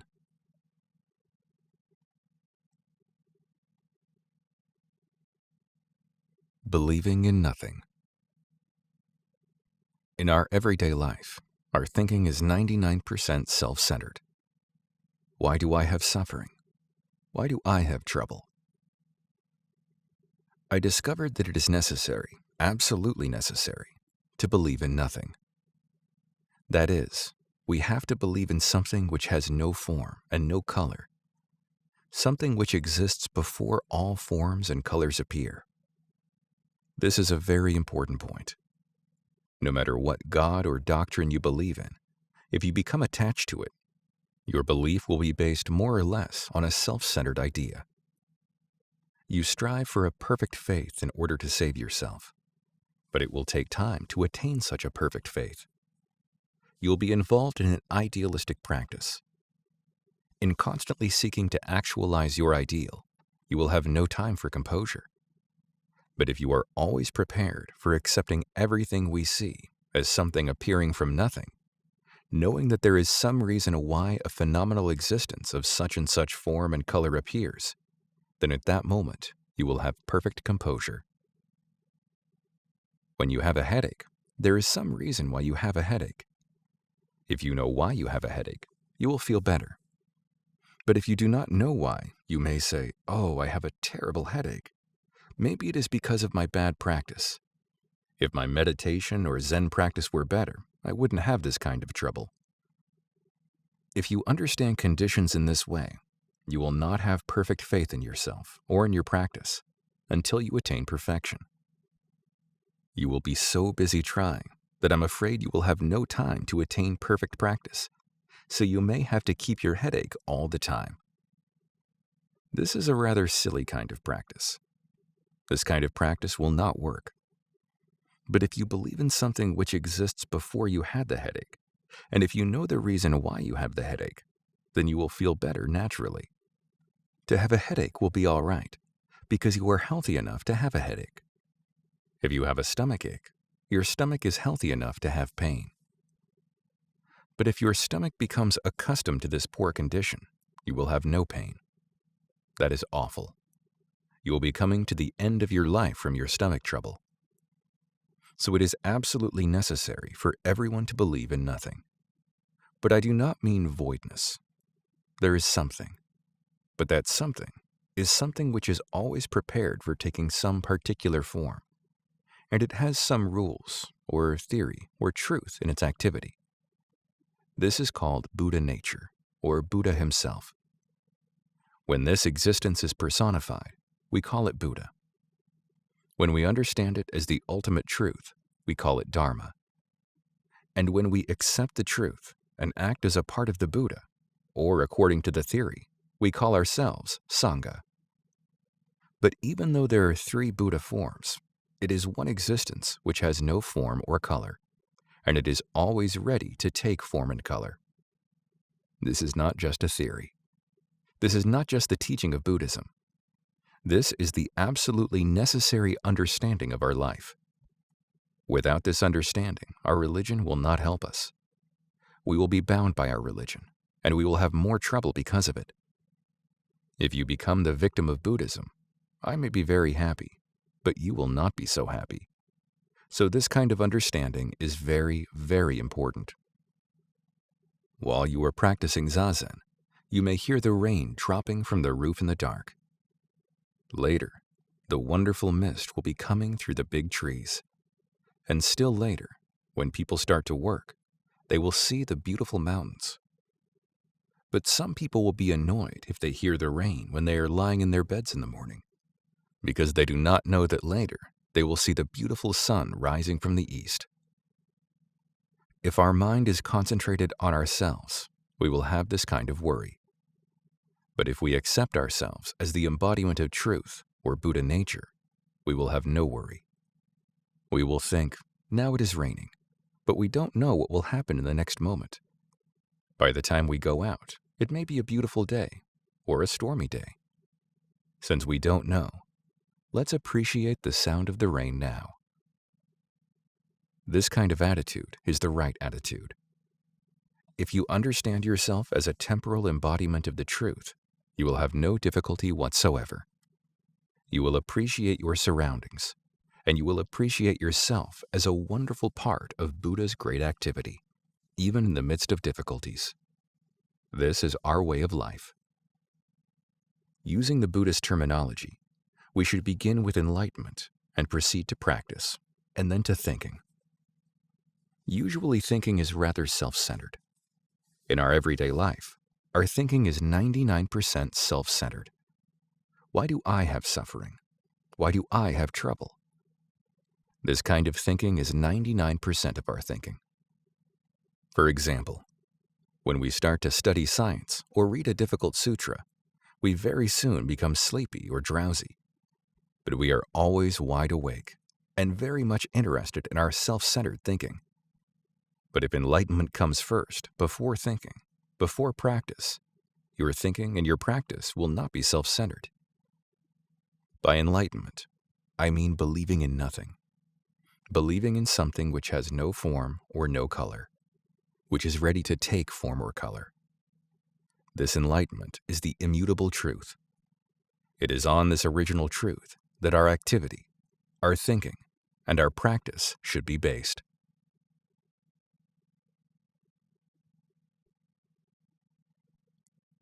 Attachment, non-attachment. That we are attached to some beauty is also Buddha's activity. Dogen Zenji said, "Even though it is midnight, dawn is here. Even though dawn comes, it is nighttime." This kind of statement conveys the understanding transmitted from Buddha to the patriarchs, and from the patriarchs to Dogen and to us. Nighttime and daytime are not different. The same thing is sometimes called nighttime, sometimes called daytime. They are one thing. Zazen practice and everyday activity are one thing. We call Zazen everyday life, and everyday life Zazen. But usually we think, now Zazen is over, and we will go about our everyday activity. But this is not the right understanding. They are the same thing. We have nowhere to escape. So in activity, there should be calmness, and in calmness, there should be activity.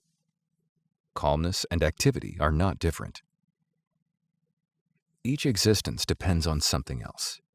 Strictly speaking, there are no separate individual existences. There are just many names for one existence. Sometimes people put stress on oneness, but this is not our understanding. We do not emphasize any point in particular, even oneness. Oneness is valuable, but variety is also wonderful. Ignoring variety, people emphasize the one absolute experience, but this is a one-sided understanding. In this understanding, there is a gap between variety and oneness. But oneness and variety are the same thing. So oneness should be appreciated in each existence. That is why we emphasize everyday life, rather than some particular state of mind.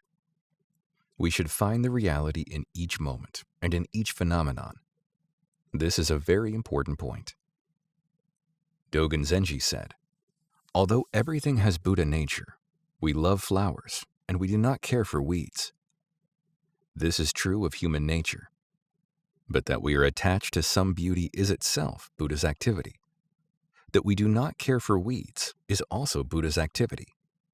We should know that. If you know that, it is all right to attach to something. If it is Buddha's attachment, that is non-attachment. So in love, there should be hate, or non-attachment. And in hate, there should be love, or acceptance. Love and hate are one thing. We should not attach to love alone. We should accept hate. We should accept weeds, despite how we feel about them. If you do not care for them, do not love them. If you love them, then love them. Usually you criticize yourself for being unfair to your surroundings. You criticize your unaccepting attitude. But there is a very subtle difference between the usual way of accepting and our way of accepting things, although they may seem exactly the same. We have been taught that there is no gap between nighttime and daytime. No gap between you and I. This means oneness. But we do not emphasize even oneness. If it is one, there is no need to emphasize one. Dogen said, to learn something is to know yourself. To study Buddhism is to study yourself. To learn something is not to acquire something which you did not know before. You know something before you learn it. There is no gap between the I before you know something and the I after you know something. There is no gap between the ignorant and the wise. A foolish person is a wise person. A wise person is a foolish person. But usually we think, he is foolish and I am wise. Or I was foolish, but now I am wise. How can we be wise if we are foolish? But the understanding transmitted from Buddha to us is that there is no difference whatsoever between the foolish man and the wise man. It is so. But if I say this, people may think that I am emphasizing oneness. This is not so. We do not emphasize anything. All we want to do is to know things just as they are. If we know things as they are, there is nothing to point at. There is no way to grasp at anything. There is no thing to grasp. We cannot put emphasis on any point. Nevertheless, as Dogen said, a flower falls, even though we love it, and a weed grows, even though we do not love it. Even though it is so, this is our life. In this way, our life should be understood. Then there is no problem. Because we put emphasis on some particular point, we always have trouble. We should accept things just as they are. This is how we understand everything, and how we live in this world. This kind of experience is something beyond our thinking. In the thinking realm, there is a difference between oneness and variety, but in actual experience, variety and unity are the same. Because you create some idea of unity or variety, you are caught by the idea, and you have to continue the endless thinking, although actually, there is no need to think. Emotionally, we have many problems, but these problems are not actual problems. They are something created. They are problems pointed out by our self-centered ideas or views.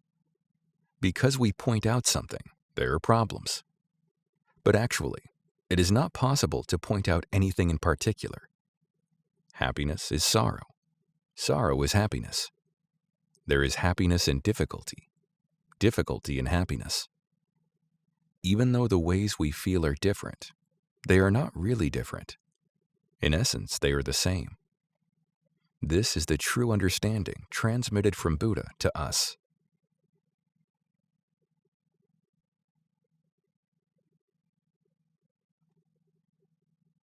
Calmness. For Zen students, a weed is a treasure. A Zen poem says, "After the wind stops, I see a flower falling. Because of the singing bird, I find the mountain calmness."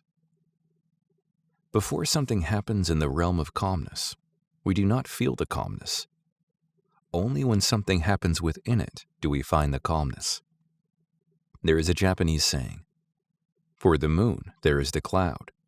For the flower, there is the wind." When we see a part of the moon covered by a cloud or a tree or a weed, we feel how round the moon is. But when we see the clear moon without anything covering it, we do not feel that roundness the same way we do when we see it through something else. When you are doing Zazen, you are within the complete calmness of your mind. You do not feel anything. You just sit. But the calmness of your sitting will encourage you in your everyday life. So actually, you will find the value of Zen in your everyday life, rather than while you sit. But this does not mean you should neglect Zazen. Even though you do not feel anything when you sit, if you do not have this Zazen experience, you cannot find anything.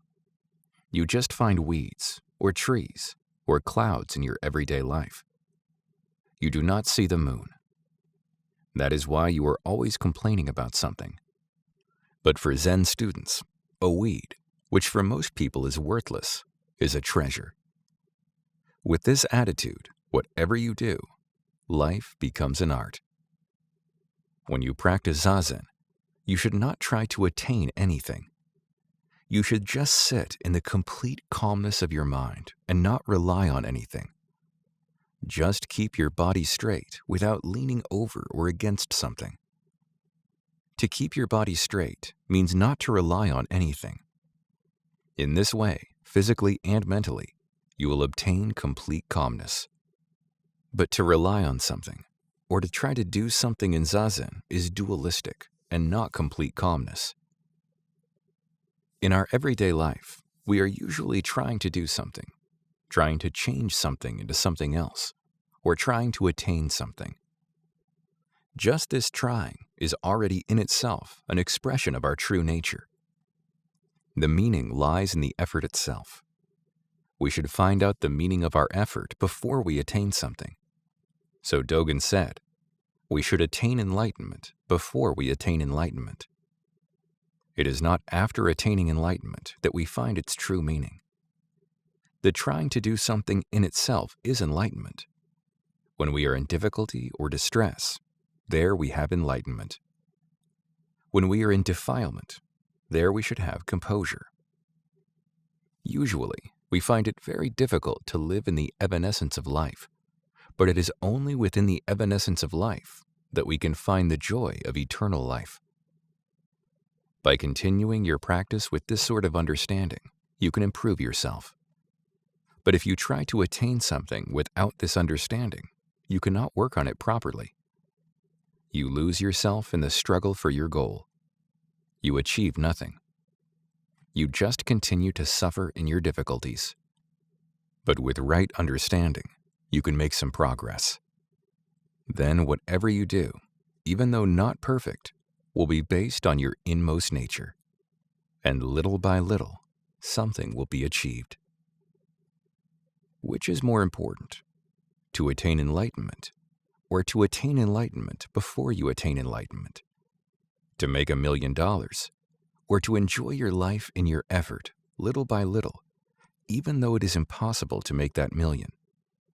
To be successful, or to find some meaning in your effort to be successful? If you do not know the answer, you will not even be able to practice Zazen. If you do know, you will have found the true treasure of life.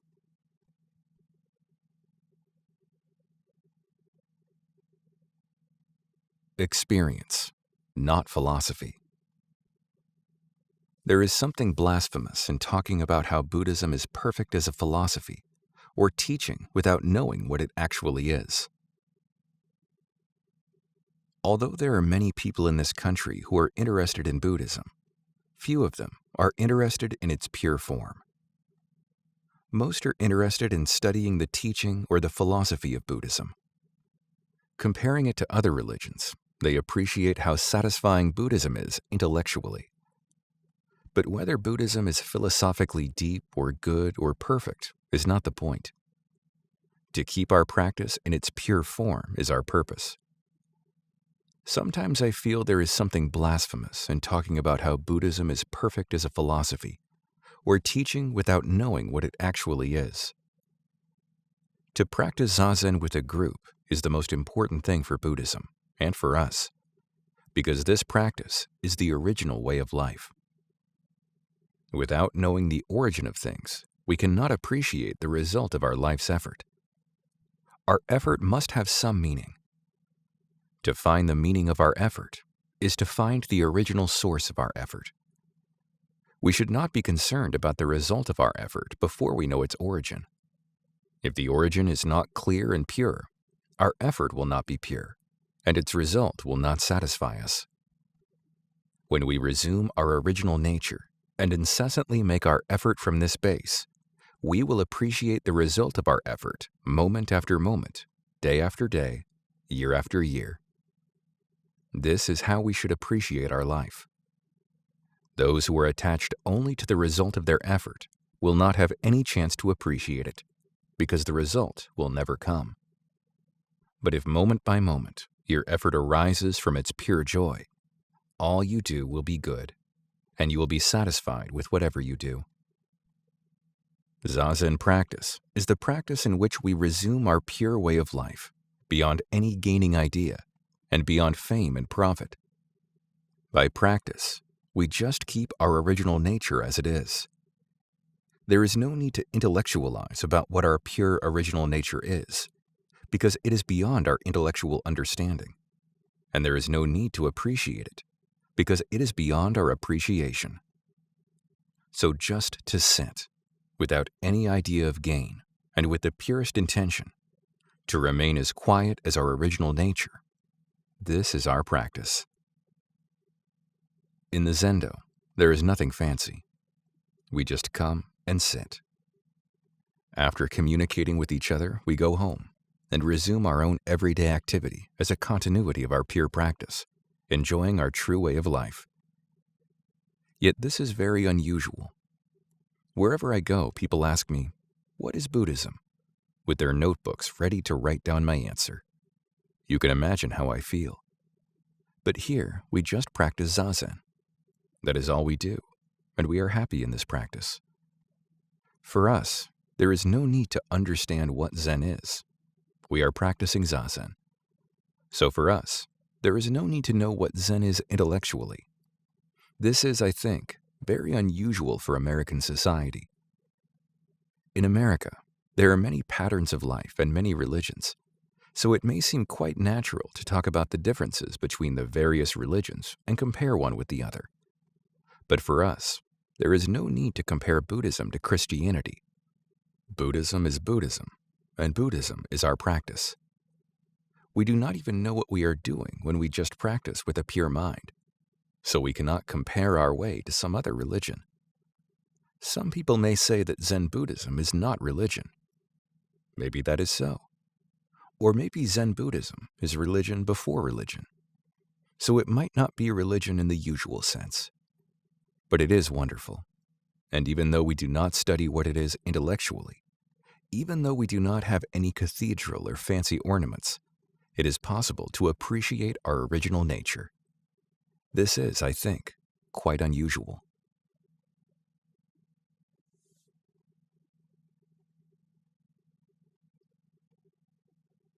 Original Buddhism. Actually, we are not the Soto school at all. We are just Buddhists. We are not even Zen Buddhists. If we understand this point, we are truly Buddhists. Walking, standing, sitting, and lying down are the 4 activities or ways of behavior in Buddhism. Zazen is not one of the 4 ways of behavior, and according to Dogen Zenji, the Soto school is not one of the many schools of Buddhism. The Chinese Soto school may be one of the many schools of Buddhism, but according to Dogen, his way was not one of the many schools. If this is so, you may ask why we put emphasis on the sitting posture, or why we put emphasis on having a teacher.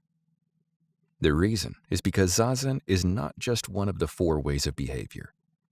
Zazen is a practice which contains innumerable activities. Zazen started even before Buddha, and will continue forever. So this sitting posture cannot be compared to the other 4 activities. Usually, people put emphasis on some particular position, or on some particular understanding of Buddhism, and they think, this is Buddhism. But we cannot compare our way with the practices people normally understand. Our teaching cannot be compared to other teachings of Buddhism. This is why we should have a teacher who does not attach to any particular understanding of Buddhism. The original teaching of Buddha includes all the various schools. As Buddhists, our traditional effort should be like Buddha's. We should not attach to any particular school or doctrine. But usually, if we have no teacher, and if we take pride in our own understanding, we will lose the original characteristic of Buddha's teaching, which includes all the various teachings. Because Buddha was the founder of the teaching, people tentatively called his teaching Buddhism. But actually, Buddhism is not some particular thing. Buddhism is just truth, which includes various truths in it. Zazen practice is the practice which includes the various activities of life. So actually, we do not emphasize the sitting posture alone. How to sit, is how to act. We study how to act by sitting, and this is the most basic activity for us. This is why we practice Zazen in this way. Even though we practice Zazen, we should not call ourselves the Zen school. We just practice Zazen, taking our example from Buddha. That is why we practice. Buddha taught us how to act through our practice. That is why we sit. To do something, to live in each moment, means to be the temporal activity of Buddha. To sit in this way is to be Buddha himself, to be as the historical Buddha was. The same thing applies to everything we do. Everything is Buddha's activity. So whatever you do, or even if you keep from doing something, Buddha is in that activity. Because people have no such understanding of Buddha, they think what they do is the most important thing, without knowing who it is that is actually doing it. People think they are doing various things, but actually, Buddha is doing everything. Every one of us has his own name, but those names are the many names of one Buddha. Each one of us has many activities, but those activities are all Buddha's activities. Without knowing this, people put emphasis on some activity. When they put emphasis on Zazen, it is not true Zazen. It looks as if they were sitting in the same way as Buddha, but there is a big difference in their understanding of our practice. They understand this sitting posture as just one of the 4 basic postures of man, and they think, I now take this posture. But Zazen is all the postures, and each posture is Buddha's posture. This understanding is the right understanding of the Zazen posture. If you practice in this way, it is Buddhism. This is a very, very important point. So Dogen did not call himself a Soto teacher or a Soto disciple. He said, other people may call us the Soto school, but there is no reason for us to call ourselves Soto. You should not even use the name of Soto. No school should consider itself a separate school. It should just be one tentative form of Buddhism. But as long as the various schools do not accept this kind of understanding, as long as they continue calling themselves by their particular names, we must accept the tentative name of Soto. But I want to make this point clear. Actually, we are not the Soto school at all. We are just Buddhists. We are not even Zen Buddhists. We are just Buddhists. If we understand this point, we are truly Buddhists. Buddha's teaching is everywhere. Today it is raining. This is Buddha's teaching. People think their own way or their own religious understanding is Buddha's way, without knowing what they are hearing or what they are doing or where they are. Religion is not any particular teaching. Religion is everywhere. We have to understand our teaching in this way. We should forget all about some particular teaching. We should not ask which is good or bad. There should not be any particular teaching. Teaching is in each moment, in every existence. That is the true teaching.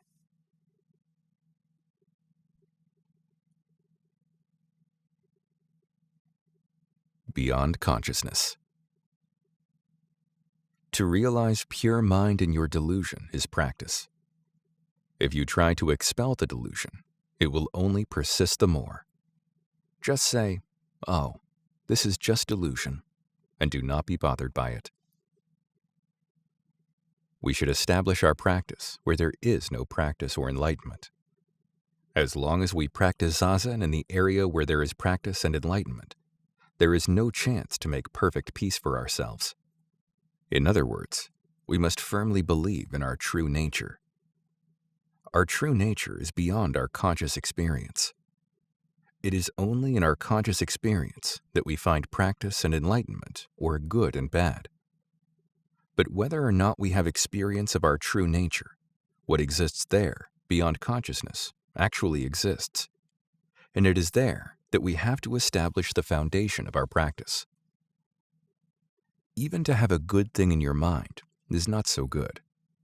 Buddha sometimes said, you should be like this. You ought not to be like that.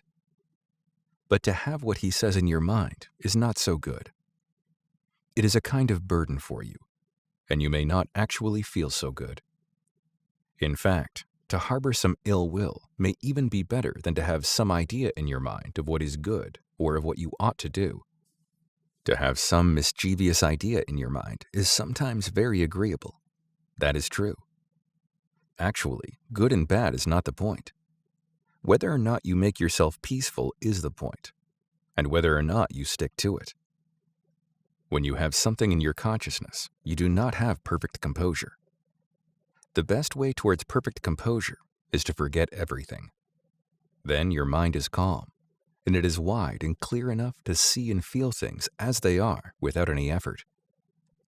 The best way to find perfect composure is not to retain any idea of things, whatever they may be, to forget all about them, and not to leave any trace or shadow of thinking.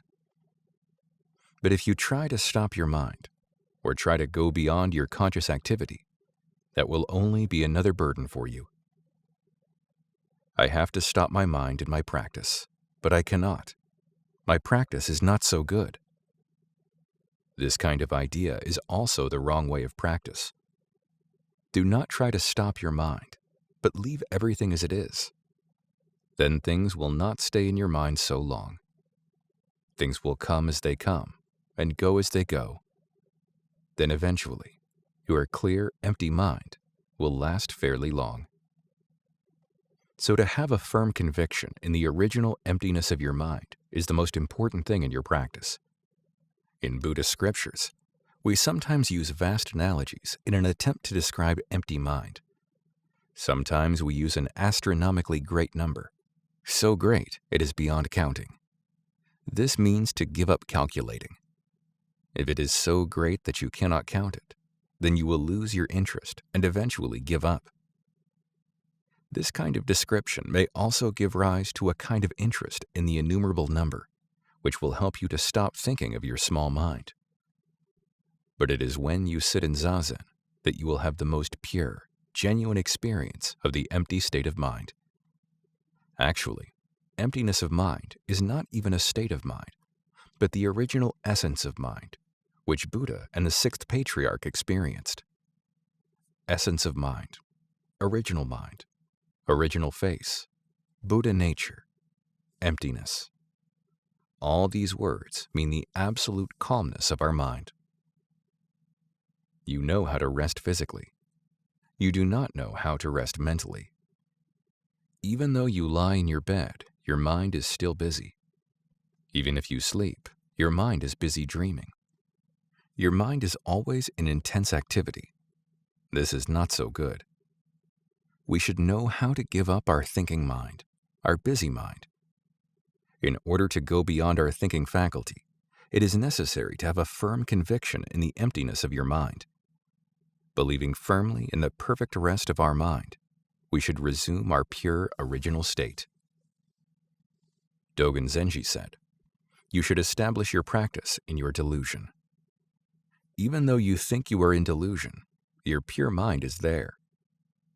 To realize pure mind in your delusion is practice.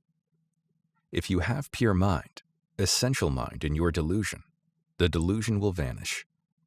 It cannot stay when you say, "This is delusion."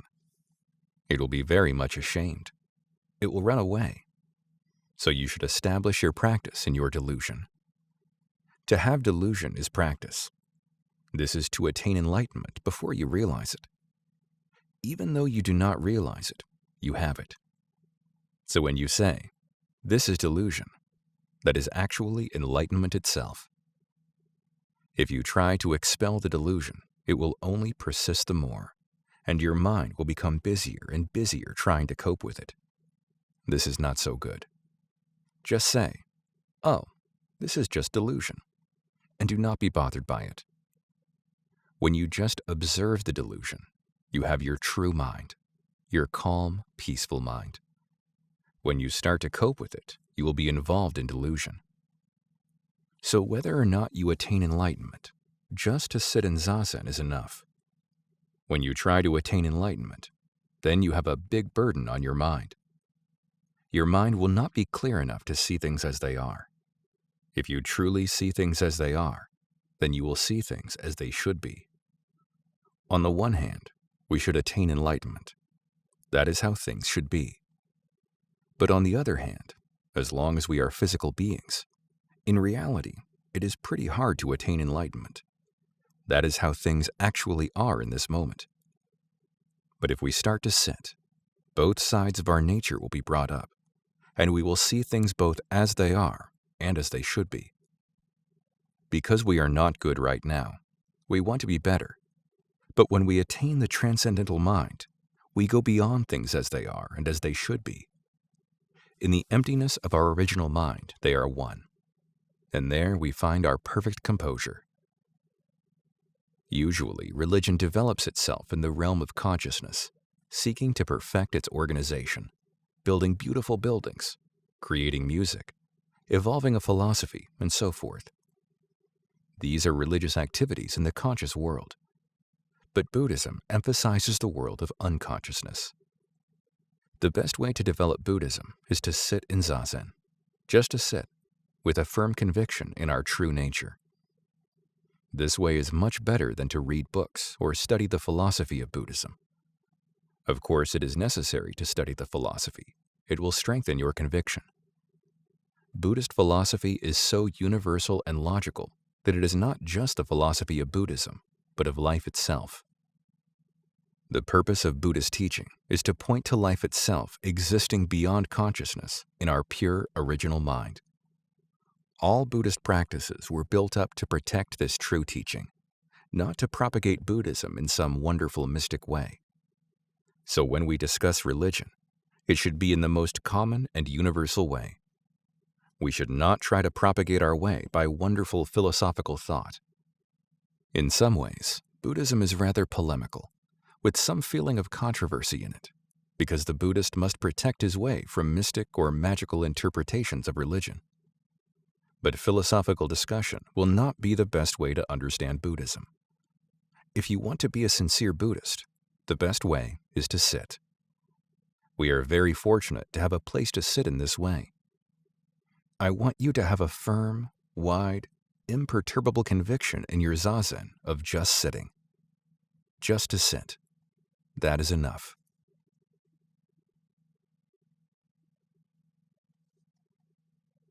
Buddha's Enlightenment. If you take pride in your attainment, or become discouraged because of your idealistic effort, your practice will confine you by a thick wall.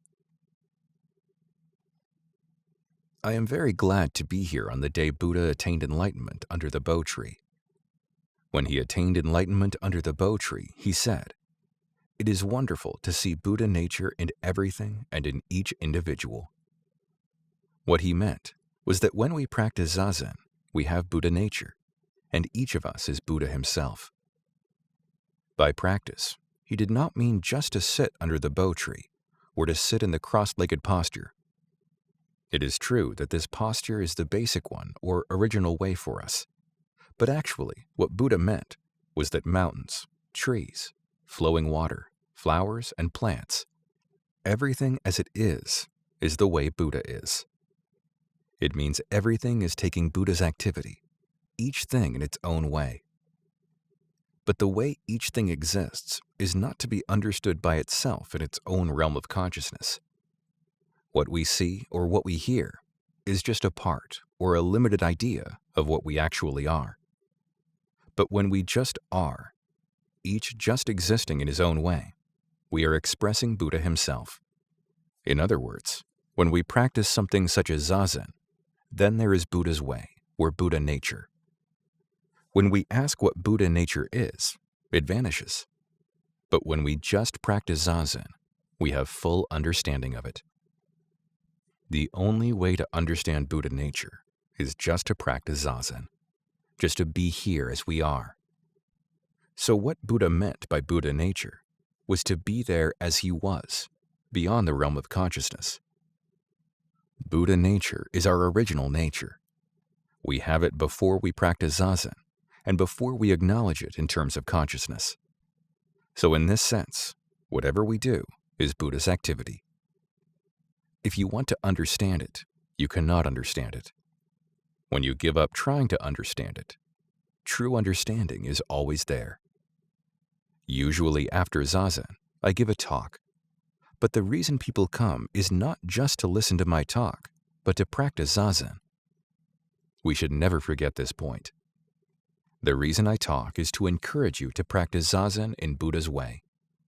So we say that although you have Buddha nature, if you are under the idea of doing or not doing Zazen, or if you cannot admit that you are Buddha, then you understand neither Buddha nature nor Zazen. But when you practice Zazen in the same way as Buddha did, you will understand what our way is. We do not talk so much, but through our activity we communicate with each other, intentionally or unintentionally. We should always be alert enough to communicate with or without words. If this point is lost, we will lose the most important point of Buddhism. Wherever we go, we should not lose this way of life. That is called being Buddha, or being the boss. Wherever you go, you should be the master of your surroundings. This means you should not lose your way. So this is called Buddha, because if you exist in this way, always, you are Buddha himself. Without trying to be Buddha, you are Buddha. This is how we attain enlightenment. To attain enlightenment is to be always with Buddha. By repeating the same thing over and over, we will acquire this kind of understanding. But if you lose this point and take pride in your attainment, or become discouraged because of your idealistic effort, your practice will confine you by a thick wall. We should not confine ourselves by a self-built wall. So when Zazen time comes, just to get up, to go and sit with your teacher, and to talk to him and listen to him, and then go home again, all these procedures are our practice. In this way, without any idea of attainment, you are always Buddha. This is true practice of Zazen. Then you may understand the true meaning of Buddha's first statement. See Buddha nature in various beings, and in every one of us.